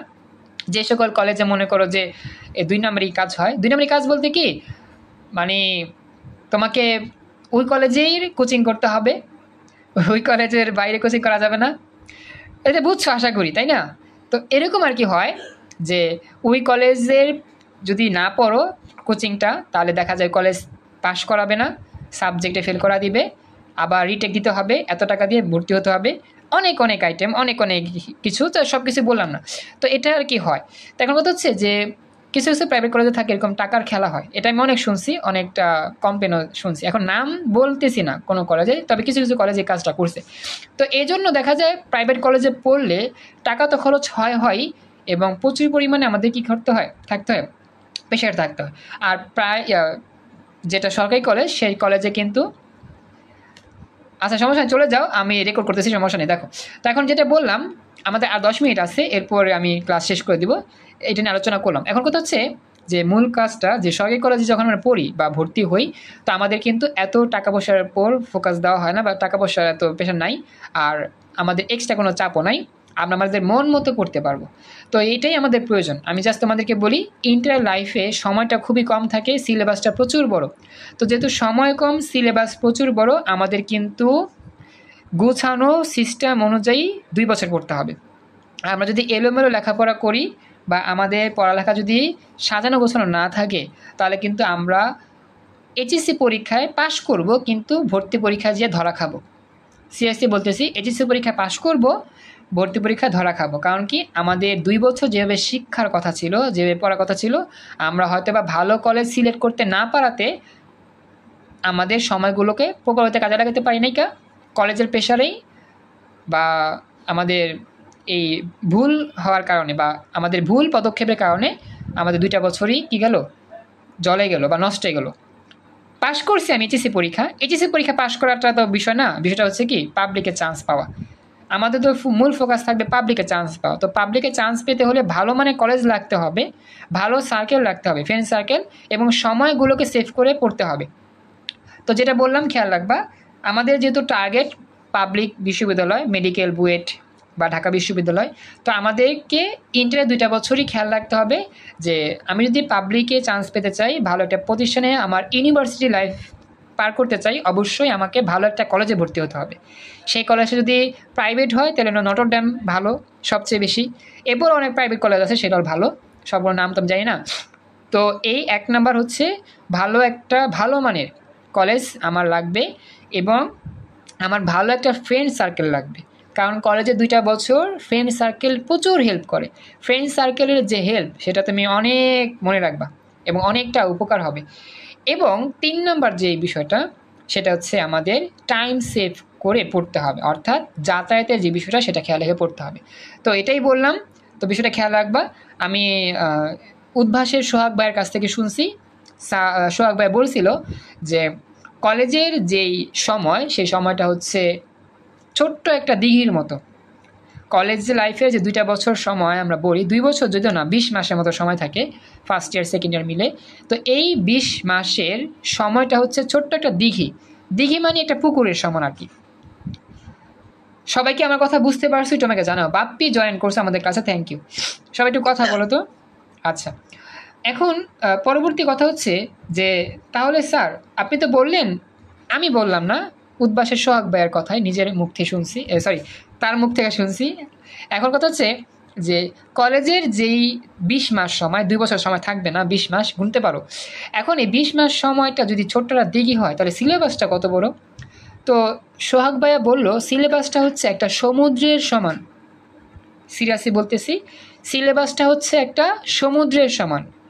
এখন প্রশ্ন হচ্ছে একটা সমুদ্র কি আমরা কখনো সাঁতরিয়ে পার করতে পারি? সমুদ্র কি পারাপার হওয়া সম্ভব? সবাই একটু কথা বলো তো, সবাই কথা বলো। সমুদ্র কি পার করা সম্ভব সাঁতরিয়ে বা জাহাজ করে বা যে কোনোভাবে? বাকিরা একটু রেসপন্স করো, ভয়েসে কথা বলো। বুঝতেছো আমার কথা? বাস্তবিক কথাই বলতেছি, কোনো সান্ত্বনা না। আচ্ছা, তো আমি যেটা বললাম, তামান্না একটু কথা বলো। তামান্না 1, রোকসানা যদি পার একটু কথা বলো, বাপ্পি একটু কথা বলো ভয়েসে। তোমরা কি বুঝতেছো আমার কথা?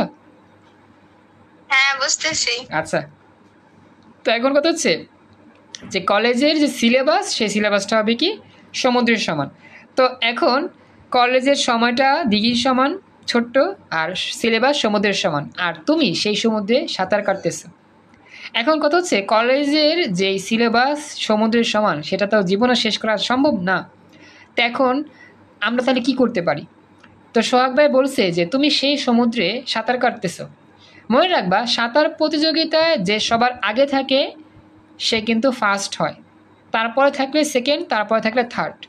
তার মানে তোমার এই পুরো কলেজ লাইফের 2টা বছর মনে রাখতে হবে বাংলাদেশের সকল শিক্ষার্থী একটা মহাসমুদ্রে সাঁতার কাটতেছে, 20 মাসের মহাসমুদ্র। তো এই 20 মাসের মহাসমুদ্রে তুমি যে কলেজ থেকে সাঁতার কাটতেছো ওই তোমার ফ্রেন্ডটা ওই কলেজ অন্য কলেজ থেকে সাঁতার কাটতেছে। কথাটা বুঝো।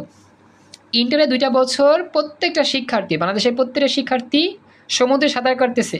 প্রত্যেকের জন্য সমুদ্রটা সেম, প্রত্যেকের জন্য কি সেম? সমুদ্রটা সেম। তবে প্রত্যেকের সাঁতার কাটার স্টাইল একটু চেঞ্জ।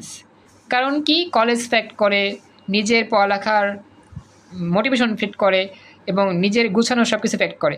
তো এখন কথা হচ্ছে তুমি যদি এই 2টা বছর সমুদ্রটা সাঁতার কাটতে কাটতে কাটতে কাটতে, সাঁতার তো কখনো মানে সমুদ্র তো কখনো পার করতে পারবা না। তো 2টা বছর পর যদি দেখা যায় সারা বাংলাদেশের সকল শিক্ষার্থীকে তুমি পেরিয়ে একবারে প্রথম পজিশনে চলে গিয়েছো, তো সেই মুহূর্তটায় বলা যাবে তুমি যে কোনো একটা পাবলিকে চান্স পেয়ে যাবে ইনশাল্লাহ, হয় মেডিকেল, হয় বুয়েট বা ঢাকা বিশ্ববিদ্যালয় ইনশাল্লাহ। এটা হচ্ছে কলেজের সিলেবাস শেষ করা না, সিলেবাস মোতাবেক পড়ে সবার থেকে এগিয়ে থাকে রেজাল্টটা ভালো করতে পারা আর ভালো একটা মেডিকেলে চান্স পাওয়ার জন্য নিজেকে তৈরি করতে পারা। কথা কি বুঝতে পারছো? এটা আমাকে জানাই। বুঝতে পারছি। তো কথা হচ্ছে যে স্যার তাহলে কি কলেজ সিলেবাস জীবনে শেষ করা সম্ভব না? আসলেই সম্ভব না। কারণ কি তোমার কলেজের সিলেবাস তুমি যখন পাবা তোমার বইয়ের অধ্যায়গুলো তুমি হয়তো বা শেষ করতে পারবা, কিন্তু তুমি অধ্যায় শেষ করবা ঠিকই, কিন্তু তোমার এমন এমন টপিক বাকি থাকবে যেগুলো তুমি কোনো বইতেই পাবা না। এগুলো তোমাকে এক্সট্রা কারিকুলামের মাধ্যমে শিখতে হবে, বাস্তবিক অভিজ্ঞতার মাধ্যমে, প্রচুর প্র্যাকটিসের মাধ্যমে শিখতে হবে।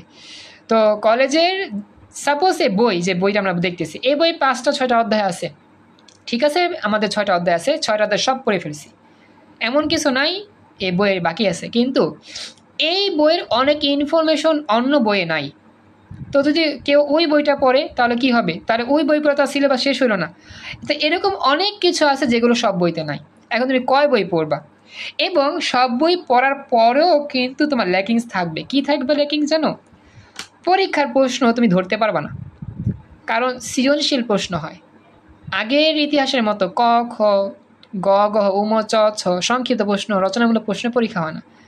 তোমরা কিন্তু ফেস করছো, আমাদের এইচএসসি পরীক্ষার্থী যারা আছে 25 সালে পরীক্ষা দিল আইসিটি পরীক্ষা, ওদের মধ্যে আইসিটি পরীক্ষার পর কী রকম একটা মিশ্র প্রতিক্রিয়া সৃষ্টি হয়েছে।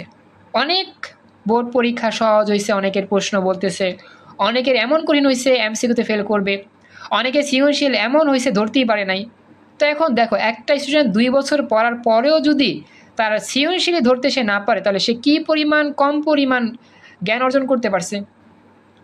এই জ্ঞান কি বই পড়ে পড়া পসিবল, কমপ্লিট করা পসিবল? কখনই পসিবল না। বা এই যে জ্ঞান, সেই জ্ঞানটা সিলেবাস মতো কয়েকটা অধ্যায় পড়ে গেলে বা পুরো বইটাও যদি পড়ে যায় তাও তো সম্ভব না। এগুলো হচ্ছে এক্সট্রা কারিকুলাম, প্রচুর প্র্যাকটিস, কম্পিটিশন, বেশি বেশি গবেষণা, এর উপর ভিত্তি করে। এখন কথা হচ্ছে, গবেষণার কি শেষ আছে? গবেষণা কিন্তু শেষ নাই। হ্যাঁ, বইয়ের অধ্যায়ের পৃষ্ঠা শেষ হয়, বই পড়ে 1 থেকে 100 পৃষ্ঠার বই পড়ে শেষ করতে পারবা, টপিকগুলো সব পড়ে শেষ করতে পারবা, সব কিছু মনেও আছে। কিন্তু আমাদের বর্তমান যুগ তো সৃজনশীলতার যুগ, সৃজনশীল যুগ। এই সৃজনশীল যুগে গবেষণা না করে পড়লে, প্র্যাকটিস না করে পড়লে, ওই দিন শেষে বোর্ড পরীক্ষা ধরাই খাবা। যেরকম ধরা খাইতে হয়েছে এই আইসিটি পরীক্ষা, বিভিন্ন বোর্ডের পরীক্ষাটা ধরা খাইছে, কিছুই পারতেছে না। কি পড়লো সারা জীবন, 2 বছর পড়ে গেছে, কি পরীক্ষা আইলো কি? কথা কি বুঝতেছো যা বলেছি? এটা কিন্তু বাস্তব কথা। কলেজের সিলেবাসটা শেষ করা পসিবল না, কখনই পসিবল না।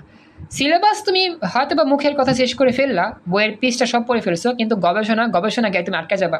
কারণ এক একটা সৃজনশীল প্রশ্নের ধরন এমনভাবে আসে পরীক্ষাতে, যেটা বিগত অনেক বছরের সাথে ম্যাচিং থাকে না। যেমন এই আইসিটি পরীক্ষার প্রশ্নগুলো তুমি যদি দেখো, প্রত্যেকটা বোর্ডের সাথে তুমি করবা, তুলনা করে দেখবা যে বিগত বছরে যে বোর্ডগুলো আসছিল সিমিলার প্রশ্ন কিন্তু এই বছর আসে না, অনেক ডিফারেন্টভাবে আসে, অনেক ঘুরায় পেঁচে আসে। তো এই বিষয়গুলো তুমি যদি বই পড়া পারতা, তাহলে বাংলাদেশের সকল শিক্ষার্থী বই পড়েই পারতো, তার কোনো প্র্যাকটিস লাগতো না, গবেষণা লাগতো না, চিন্তা করতে হইতো না। তো একটা কথা মনে রাখবা, সিলেবাস শেষ করা সম্ভব, কথার কথা, বইয়ের পেজ করা পড়াও সম্ভব, কিন্তু গবেষণার যে জায়গাটা আছে, চিন্তা করার যে জায়গাটা আছে, প্র্যাকটিসের যে জায়গাটা, সেটা কিন্তু কোনো জীবনও শেষ হবে না। তুমি যতই গবেষণা করবা ততই তোমার ব্রেন বাড়বে, আর যত কম গবেষণা করবা, কম প্র্যাকটিস করবা, তোমার ব্রেন ওই অতটুকুই থাকবে। এই এতটুকু ব্রেন দিয়ে পরীক্ষায় A+ পাওয়াটা অনেক কঠিন। পরীক্ষা পাশ করবা, কিন্তু A+ পাওয়া অনেক কঠিন, অনেক সময় দেখা যায় পাশও করতে হিমশিম খেতে হয়। তো এই হচ্ছে আমাদের ইন্টারের সিলেবাসের এক একটা কারিশমা। প্রত্যেকটা সাবজেক্টের কথাই বললাম, শুধু আইসিটি না, প্রত্যেকটা সাবজেক্টই তোমার এরকম। সায়েন্স ব্যাকগ্রাউন্ডে হলে physics, chemistry, higher math, biology, এগুলো এত পরিমাণ প্র্যাকটিস করতে হয়, এত ইনফরমেশন জানতে হয়, এত গবেষণা করতে হয়। যদি তুমি এগুলো কিছুই না করে জাস্ট ওই কয়েকটা সৃজনশীল মুখস্থ করে গেলা, কয়েকটা টাইপ মুখস্থ করে গেলা, পরীক্ষায় হয়তো তুমি পাশ করতে পারো, কিন্তু ভালো রেজাল্ট কখনোই তোমার দ্বারা সম্ভব না। এইচএসসি পরীক্ষা, এসএসসি পরীক্ষায় জিপিএ 5 পাওয়া মানে এইচএসসি পরীক্ষায় পাশ করার সমান। আমি কথাটা বললাম, এসএসসি পরীক্ষায় জিপিএ 5 পাওয়া মানে এইচএসসি পরীক্ষায় পাশ করার সমান। কথা কি মনে থাকবে? বুঝতে পারছো? তাহলে কি স্যার যে পরিশ্রমটা স্যার করতে করতে তার চেয়ে মানে দ্বিগুণ স্যার কি এইচএসসিতে দেওয়া লাগবে? দ্বিগুণ 3 গুণ কি, তোমার কোনো লিমিটেশন নাই। তুমি যত, বললাম না, সমুদ্রে সাঁতার কাটবা, যত তুমি পারো সাঁতার কাটো, এই সাঁতার কেটে সবার থেকে তুমি এগিয়ে থাকো, দেন তুমি সাকসেস করতে পারবা বা ভালো রেজাল্ট করতে পারবা, পরীক্ষা চান্স পাবা বিশ্ববিদ্যালয় ইনশাআল্লাহ। তোমার তো দ্বিগুণ না, তোমার তোমার পক্ষে যতটুকু সম্ভব ততগুণ পরিশ্রম করতে হবে, এটা বাস্তবতা। তুমি যদি লিঙ্ক চলে গেলে ক্লাস শেষ হবে, আমি কি ক্লাস শেষ করবো না আর কিছু বলবো? তোমরা কি থাকবা আরও? 10টা 22 বাজে, এটা আমাকে জানাও, তোমরা কি থাকবা নাকি আমি লিঙ্ক চলে গেলে শেষ করে দেবো, কোনটা একটু বলো। টাইম লাগতেছে বেশি? আচ্ছা, তাহলে আজকে করে দিব, শেষ করে দেবো, লিঙ্ক চলে গেলে ক্লাস শেষ হবে। তো যেটা বল আর কি, তোমার কলেজের সিলেবাস নিজের এনার্জির মতো তোমাকে পড়তে হবে। তুমি 10 ঘন্টা পেলে 10 ঘন্টাই পড়বা, 12 ঘন্টা পেলে 12 ঘন্টা, 13 ঘন্টা পেলে 13 ঘন্টা, এটা কিন্তু লিমিটেশন নাই।